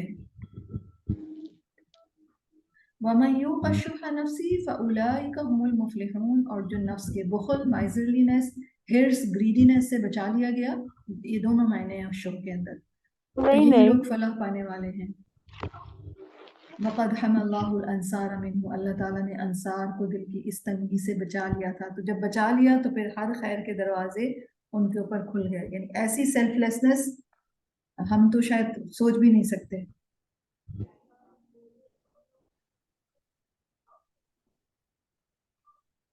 وَلَا يُمْكِنُ أَنْ يَفْعَلَ الْخَيْرَ شَحِيحٌ يَهُمُّ أَنْ يَأْخُذَ دَائِمًا، وہ کہہ رہے ہیں یہ ممکن ہی نہیں کہ کوئی مائزر انسان خیر کا کام کر سکے، اس کا ارادہ یہ ہو ہمیشہ کوئی کام کرتے ہوئے اس کا ارادہ یہ ہو کہ اسے کچھ ملے گا. یعنی ہر خیر کا کام کرتے ہوئے یہ سوچنا کہ مجھے کیا ملے گا، کسی بھی شکل میں کچھ نہ کچھ ایکسپیکٹ کرنا. ایسا انسان کوئی خیر کا کام نہیں کر سکتا. وَلَا يَهُمُّ مَرَّةً أَنْ يُعْطَى، تو ان لوگوں نے اس بات کی فکر نہیں کی کہ ان کو مہاجرین کے ہاتھوں کچھ دے دیا جائے. عَلَى يَدِينَ هَؤُلَاءِ، مہاجرین کے ہاتھوں ان کو کچھ مل جائے. یعنی آج ہم ان مہاجرین پر خرچ کر رہے ہیں، انویسٹ کر رہے ہیں، کل ہمیں یہ فائدہ پہنچائیں گے، ایسا ان کا کوئی خیال نہیں تھا. وَهَؤُلَاءِ الْأَنصَارُ، اور یہ ہیں انصار، قام شکل الدین، دین کی شکل پر قائم ہے، جنہوں نے دین کی ریئل فارم قائم کی. وقامت روح الدین، اور انہوں نے دین کی روح قائم کی. وقامت اخلاق الدین، انہوں نے دین کا اخلاق ان کے تھرو سامنے آیا. وکمل بناء الدین علی اجمل صورہ، اور دین کی بنیاد ایک خوبصورت شکل میں سامنے آئی. کتنا بیوٹیفل ڈسکرپشن ہے نا یہ، اور کتنا ایکسپلینیشن، اچھی ایکسپلینیشن کے ساتھ، کہ آپ کو سمجھ میں آ جاتا ہے کہ ان کے مائنڈ سیٹس کیا تھے.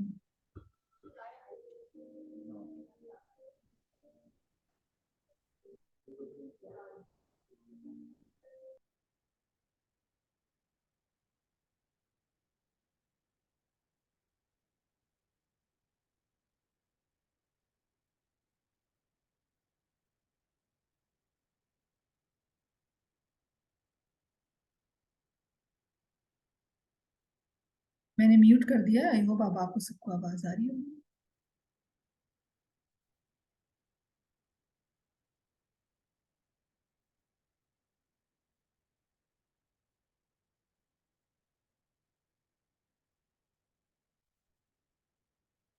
تو کیا سمجھ میں آ رہا ہے؟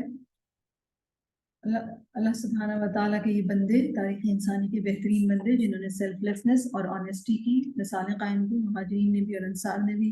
مہاجرین نے قربانیوں کی اور انصار نے بھی ایک طرح سے قربانیاں تھیں ان کی. پھر وہ کہتے ہیں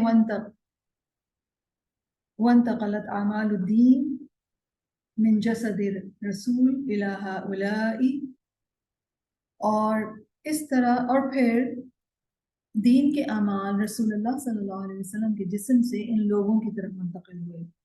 وَكَانُوا نُوَاةُ اسلام الاولا، اور وہ لوگ اسلام کے پہلے سیڈز تھے جنہوں نے کیا کیا؟ اسلام کا پودا لگایا. فَحَمَلُوا الْأَمَانَةَ، انہوں نے امانت اٹھائی. وَقَامُوا بِهَا خَيْرَ قِيَامٍ، اور انہوں نے اس کو بہترین طریقے سے ادا کیا. تو کیا ان کو ریوارڈ ملا؟ فَرَضِيَ اللَّهُ عَنْهُمْ وَرَضُوا عَنْهُ، تو اللہ ان سے راضی ہوا اور وہ اللہ سے راضی ہوئے. سورۃ التوبہ کی آیت ہے، آیت 100. وَالسَّابِقُونَ الْأَوَّلُونَ مِنَ الْمُهَاجِرِينَ وَالْأَنصَارِ،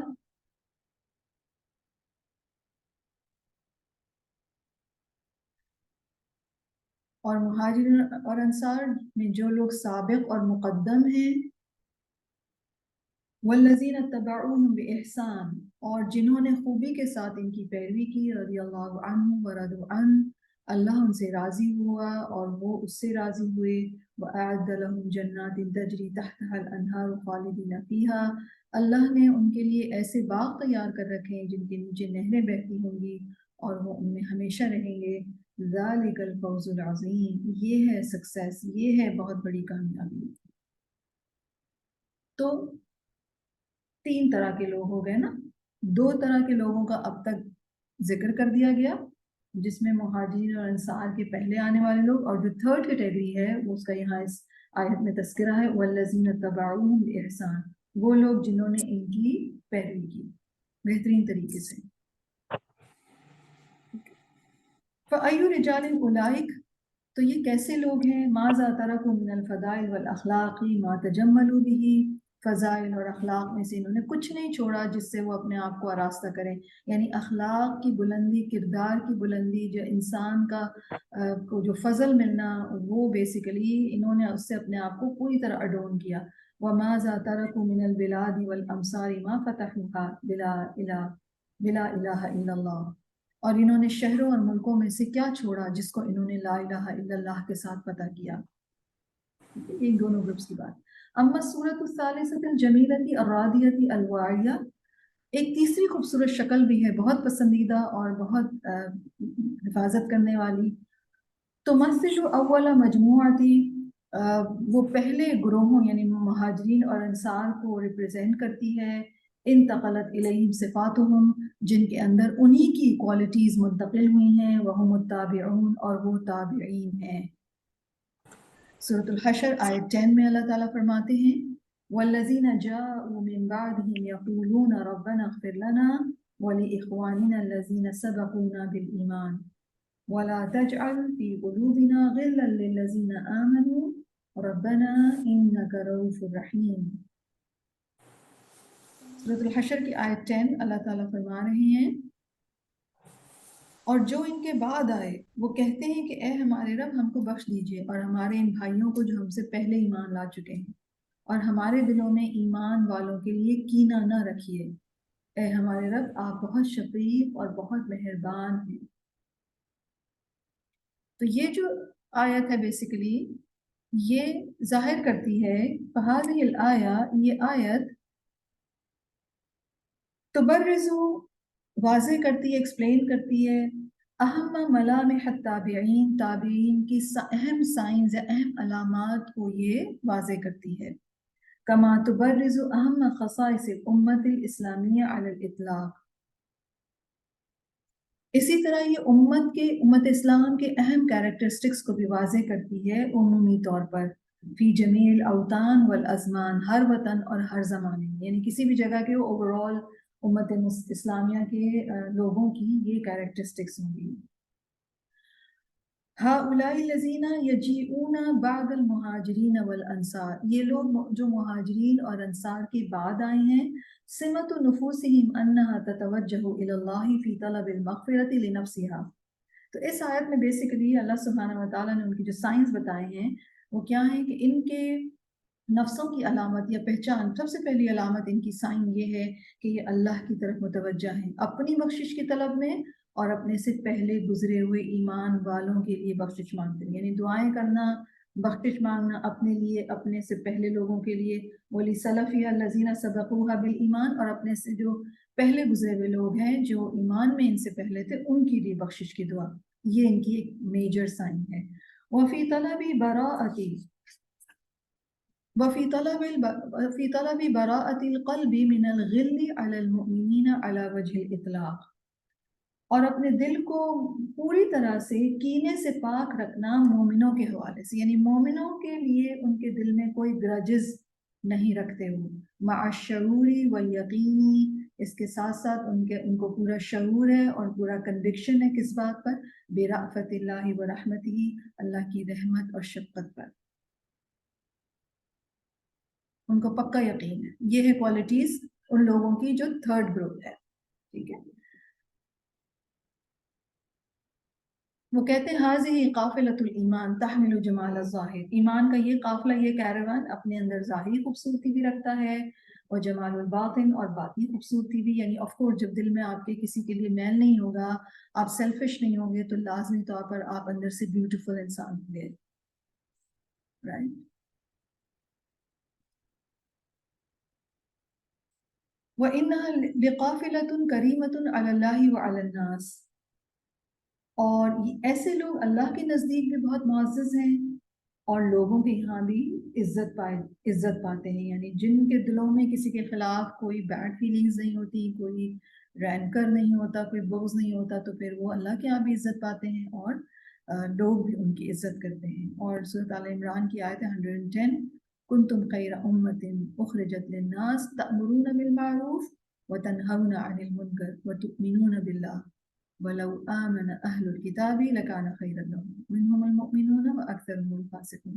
तो आयत के पहले हिस्से में बेसिकली उस बेहतरीन उम्मत का तज़किरा किया गया है जो लोगों के लिए लाई गई है, राइट, जो क्या क्या काम करते हैं, मारूफ का हुक्म देते हैं और मुनकर से रोकते हैं और अल्लाह पर ईमान रखते हैं। तो बेसिकली अब थर्ड ग्रुप का जिक्र है और ऑलमोस्ट टाइम आपका हो गया है, तो हम आज इसको यहीं तक रखते हैं। इंशाल्लाह ताला इस डिस्कशन को हम कंटिन्यू करेंगे। आप में से अगर कोई कुछ कहना चाहे, we have few minutes related to today's lesson, अगर कोई कुछ कहना चाहता है तो please you are most welcome.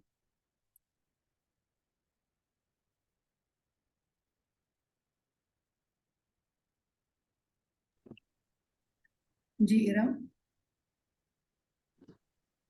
Assalamu alaikum wa rahmatullahi wa barakatuh. Ustada, beautifully explained class, alhamdulillah. And this Ansar और Muhajirin का जो हमने पढ़ा, that to be honest आजकल तो ये extinct ही है, because वाकई जो मुझे याद आ रहा था when I was growing up in my grandfather's house, or my grandfather's sister, of course, Puppo Jan, she was there, and कोई भी घर में बुजुर्ग होता था ना, तो वो था कि बस उनसे कुछ ना कुछ सीख लो, और there was always I think a lot of barakah in those days, कि माशाल्लाह there was always a family. I remember when I was growing up कि कोई फैमिली, कोई न कोई, या कोई बुजुर्ग या कोई घर का बड़ा some फूफी और चची और somebody कोई ना कोई होता ही था घर में। सो आजकल हमारे सब बच्चे the way they are growing, and हम अगर मुल्क से बाहर रह रहे हैं या पाकिस्तान में भी हैं, तो मोस्टली ऐसे कॉन्सेप्ट खत्म हो गए हैं। इवन अगर ग्रैंड पेरेंट्स भी घर में हैं तो बच्चे they are not that close the way I believe when we were in those days. I think हम सब मुझसे इत्तेफाक करेंगे, बिकॉज अब जो जनरेशन है अब वो इतना ज़्यादा वो नहीं है, because everybody has their own house. पहले बड़े घर होते थे और सब साथ रहते थे, like all the चचास and everybody.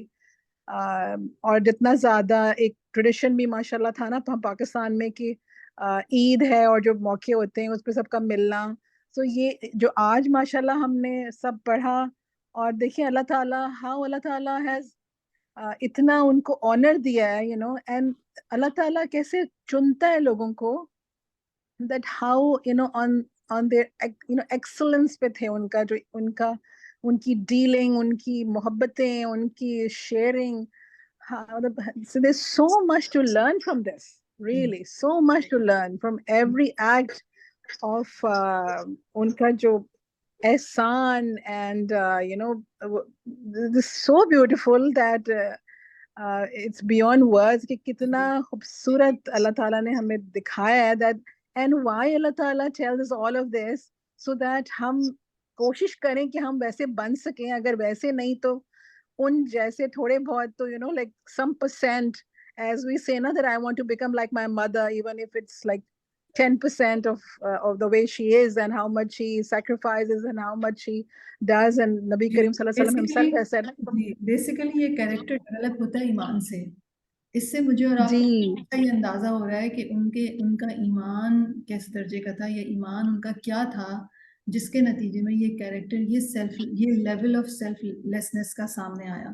آج ہمارے اندر اگر یہ سیلفشنس، یا ہمارے اگلی جنریشن، وہ بھی ان کے اندر اس وجہ سے آئی ہے کہ انہوں نے ہمیں اسی طرح سے دیکھا نا، تو مزید وہ پھر اور سیلفش. تو ہر کوئی اپنی ذات، اپنا گھر، اپنی فیملی، اور انفیکٹ اگر کوئی ایکسٹینڈیڈ ذرا سے بھی کوئی ایک بھی رشتہ دار، دادا دادی وغیرہ بھی ہوتے ہیں، تو لوگوں کو لگتا ہے کہ ہماری فیملی جو ہے وہ اکیلی، اس کو ٹائم نہیں ملتا.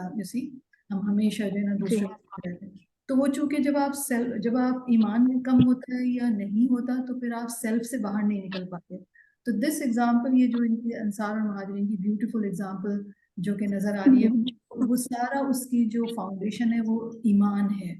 اس سے آپ ایمان کی شکل اور ایمان کی ایفیکٹونیس اور ایمان کے نتیجے میں پیدا ہونے والے اخلاق اور کردار کا اندازہ لگائیے. رائٹ؟ جی ایبسولوٹ. جی کلثوم. السلام علیکم. مجھے یہ جیسے میں کلاس یہ سن رہی تھی، تو مجھے جو سب سے زیادہ احساس ہو رہا تھا وہ اس چیز کا احساس ہو رہا تھا کہ صفیہ میم پہلے شروع سے جب سے ہم آپ کے ساتھ پڑھ رہے ہیں تو ہم نے یہ چیز سیکھی، اور آپ پہلے بہت زیادہ ہمیں سکھایا بھی کرتی تھیں کہ گیورز اور ٹیکرز میں سے ہمیں گیورز بننا چاہیے. لیکن انفارچونیٹلی وہی بات جو آپ نے ابھی کہی کہ یا ارم ابھی کہہ رہی تھیں کہ ہم سنتے تو ہیں ایسی باتیں، لیکن آج کی جنریشن یا آج کل ہمیں یہ ایٹیٹیوڈ نظر نہیں آتا. مجھے پرسنلی سب سے زیادہ اس کی وجہ نظر آتی ہے، جو میرے لیے سب سے پہلے it's a reminder for myself also that we listen to defend ourselves. پتہ نہیں یہ کیا ایٹیٹیوڈ ہے جو مجھے کم سے کم بہت فیل ہوتا ہے کہ لوگ کلاسز بھی بہت لے رہے ہیں، آن لائن بھی اتنا کنٹینٹ ہے، اور لوگ ہر وقت سن بھی رہے ہوتے ہیں، واک کر رہے ہیں سن رہے ہیں، ورک آؤٹ کر رہے ہیں سن رہے ہیں، لیکن وہ ہمیشہ سن رہے ہوتے ہیں اور پھر وہ ڈیفینڈ کر رہے ہوتے ہیں. وہ they don't listen to understand or to grasp or to take lesson. یہ بچوں میں بھی ایٹیٹیوڈ نظر آتا ہے کہ ان کو اگر کبھی کوئی اچھی بات، خاص طور پہ جیسے رم بتا رہی تھی بزرگوں کے حوالے سے، بہت ساری ہمارے بزرگوں کی ایسی چیزیں ہیں جو ہمیں اب نظر ہی نہیں آتی. بہت ساری ان کی روایات ایسی ہیں جو بالکل ایسی ہو گئی ہیں جیسے پڑوسیوں کا خیال کرنا، محلے داری نبھانا، یا رشتہ داروں کا کرنا، گیورز بننا. وہ چیز ہمیں اب نظر ہی نہیں آتی، کیونکہ جب اب ان کو سمجھانے بیٹھو، انفارچونیٹلی یہ مجھے اچھا نہیں لگ رہا ایک سوسائٹی کی بری چیز کو ڈسکس کرتے ہوئے، لیکن لوگ پتہ نہیں کیوں ڈیفینڈ کرنے پہ آ جاتے ہیں اور اس کو سنتے نہیں ہیں. دوسری بات جو میں نے آج لرن کری ہے اپنے لیے وہ یہ، جیسے آپ نے ابھی ارم کی بات پہ آپ نے ریمارک دیا کہ ایمان اس کی وجہ ہے، تو مجھے ایسا لگ رہا ہے کہ iman actually makes you an asset. تو آپ لائبلٹی نہیں بنتے، بلکہ ایمان آپ کو ایک ایسٹ بنا دیتا ہے، آپ کو زیادہ ویلیویبل بنا دیتا ہے، آپ کو گیور بنا دیتا ہے. تو اس کو ایمان کو سے مستقل اپنے آپ کو نرش کرتے ہی رہنا چاہیے، اور اس کو چھوڑنا نہیں چاہیے. جیسے سمجھیں اس کا پیچھا پکڑ لینا چاہیے کہ میرا ایمان جو کم زیادہ وقت کے ساتھ ہوتا رہتا ہے ہر ایک کا، تو اس کے اوپر خاص طور پہ فوکس کیا جائے اور اس لحاظ سے سنا جائے سننے والے کو کہ میں ڈیفینڈ نہیں کروں گی اپنے آپ کو. السلام علیکم. وعلیکم السلام ورحمۃ اللہ. اور یہ شروع میں ہم نے بات پڑھی تھی، ایمان آتا ہے قربانی سے. آپ جب قربان کرتے ہیں اپنی کوئی خواہش یا اپنے کوئی نفس کو. جی سائرہ سیف. السلام علیکم ورحمۃ اللہ وبرکاتہ۔ استاذہ میں علم بہن اور آپ کی بات کے حوالے سے ہی میرا پوائنٹ ہے کہ میں شیئر کرنا چاہ رہی ہوں سب کے ساتھ کہ جب ہم انصار کے بارے میں پڑھ رہے تھے کہ کیسے انہوں نے دل و جان سے مہاجرین کو اون کیا تھا، تو وہ میں سوچ رہی تھی کہ وہ جتنی ہیومن ویکنیسز ہیں اگر ہم ان سے لیسن لیں تو وہ ہیومن ویکنیسز ہم صرف ایمان کی پاور کی تھرو ہی جو ہے ان پہ کنٹرول لے سکتے، جیسے ان کا بخل جو ہے وہ پیچھے ہو گیا تھا ان کی ایمان کی پاور کی وجہ سے۔ یہ چیز میں شیئر کرنا چاہ رہی تھی۔ جزاک اللہ خیر۔ السلام علیکم۔ وعلیکم السلام جی فہمیدہ۔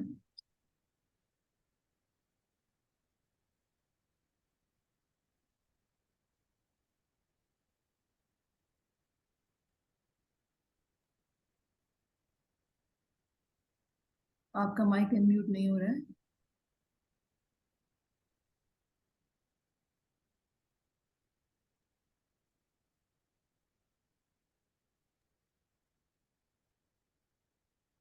اوکے مونا، آپ کچھ کہنا چاہتی ہیں؟ آپ کا مائک انمیوٹ ہے۔ جی میں کہنا چاہ رہی تھی السلام علیکم۔ میں یہ کہنا چاہ رہی تھی کہ اللہ تعالیٰ نے ہمیں سورہ بلد میں آیہ نمبر 11 میں انہوں نے ہمیں یاد دہانی کرائی ہے when he's wrapping up everything in the end، جو ہم کافی پڑھتے رہتے ہیں اور ہمیں زیادہ تر سب لوگوں کو یہ میمورائز بھی کیا ہوا ہے، and it is a very good reminder that Allah talks about Aqaba and Aqaba is the meaning it's a steep path, right؟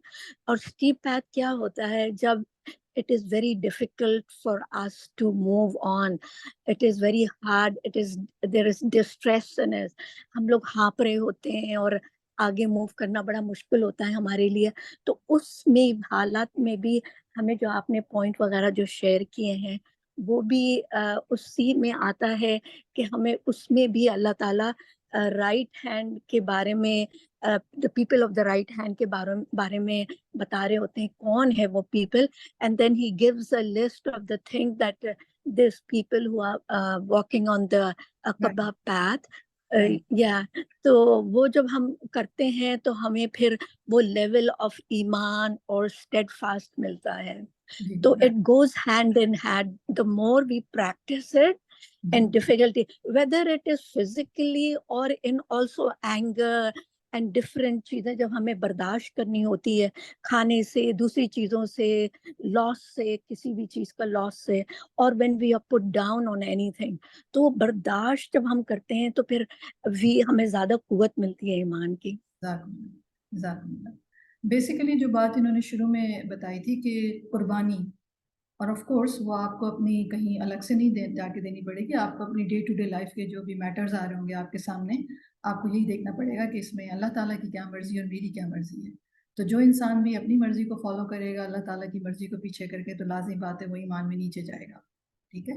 اور بالکل اسی طرح جو انسان اللہ کی مرضی اور اپنی مرضی کو پیرالل دیکھ کے اللہ کی مرضی کو جب وہ پریفرنس دے گا تو لازمی طور پر وہ ایمان میں آگے جائے گا۔ اینڈ آف کورس جو نالج ہے وہ ہیلپ کرتی ہے مجھے اور آپ کو چوز کرنے میں اللہ سبحانہ و تعالیٰ کی مرضی کو، اور یہی وہ سٹیپس ہیں جب انسان اپنی ڈے ٹو ڈے لائف کے چھوٹے چھوٹے معاملات میں جب اللہ سبحانہ و تعالیٰ کی مرضی کی خاطر اپنی رائے، اپنی اوپینین، اپنی مرضی، اپنی پسند کو قربان کرتا ہے، پھر ہی وہ انیبل ہوتا ہے کہ وہ چیز بھی قربان کر سکے۔ پھر وہ بڑی بڑی چیزیں اپنی اس کے لیے میٹر نہیں کرتی، کیونکہ وہ سارا یہی کرتا ہوا آیا تھا، جس کے بعد وہ انیبل ہو جاتا ہے کہ پھر وہ اپنی بڑی سے بڑی چیز بھی اللہ کی خاطر قربان کر دے۔ اور یہی وہ چیز ہے جب آپ اپنی ڈے ٹو ڈے لائف میں پریکٹس کرتے ہیں تبھی آپ سیلفشنس سے سیلف لیس تک کا سفر جو ہے، یاد رکھیے جو ایموشنل جو گرومنگ ہے یا آپ کے اخلاق کی جو کردار کی بلندی کی طرف جب آپ جا رہے ہیں، یہ وہ سارے ڈے ٹو ڈے انسیڈنٹس کے تھرو ہی آپ جو کچھ اس میں پریکٹس کر رہے ہیں آپ وہی کرتے ہوئے جا رہے ہیں، رائٹ؟ تو تبھی آپ کا ایمان بھی ریز ہوتا ہے۔ نالج آپ کو انکریز کرتی ہے، یا تعلیم آپ کو انکریز کرتی ہے علم میں۔ علم وہی ہے جو آپ کے اندر ایمان کو بڑھا دے، یعنی آپ کو وہ چیزیں دکھانے لگے جو کہ آپ کو سامنے بظاہر کچھ اور نظر آ رہی ہیں لیکن آپ کو غیب کی چیزیں نظر آ رہی ہوں، اور وہ چیز جب آپ کا ایمان بڑھتا ہے تو لازمی طور پر آپ کا اخلاق بہتر ہوتا ہے، رائٹ؟ یہ اس کے سارے نیچرل سیکوینس ہے اس سب چیزوں کا، اور جب انسان کا اخلاق تبدیل ہوا اس کا مطلب ہے اس کو ایمان نصیب ہوا، اس کا مطلب ہے اس کو علم نصیب ہوا ہے. آج کے لیے ہم اتنا ہی رکھتے ہیں. ہماری نیکسٹ کلاس جو ہے وہ بیک ٹو بیک ہوتی ہے. تو I have only 8 minutes to start اندر کلاس.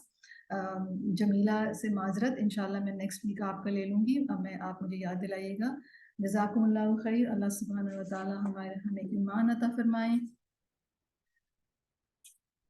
اللهم زينا بزينة الإيمان وجعلنا هداة مهتدين. اللهم إني أسألك إيمانا لا يرتد ونعيما لا ينفد ومرافقة النبي صلى الله عليه وسلم في أعلى غرف الجنة جنة الخلد. رب ارحمهما كما ربياني صغيرا. رب اغفر لي ولوالدي. اللهم اغفر لهما وارحمهما وادخلهما في أعلى جنة الفردوس. یا رب العالمین ہمیں بخش دیجئے, ہمارے والدین کو بخش دیجئے. انک انت الغفور الرحیم. آمین یا رب العالمین.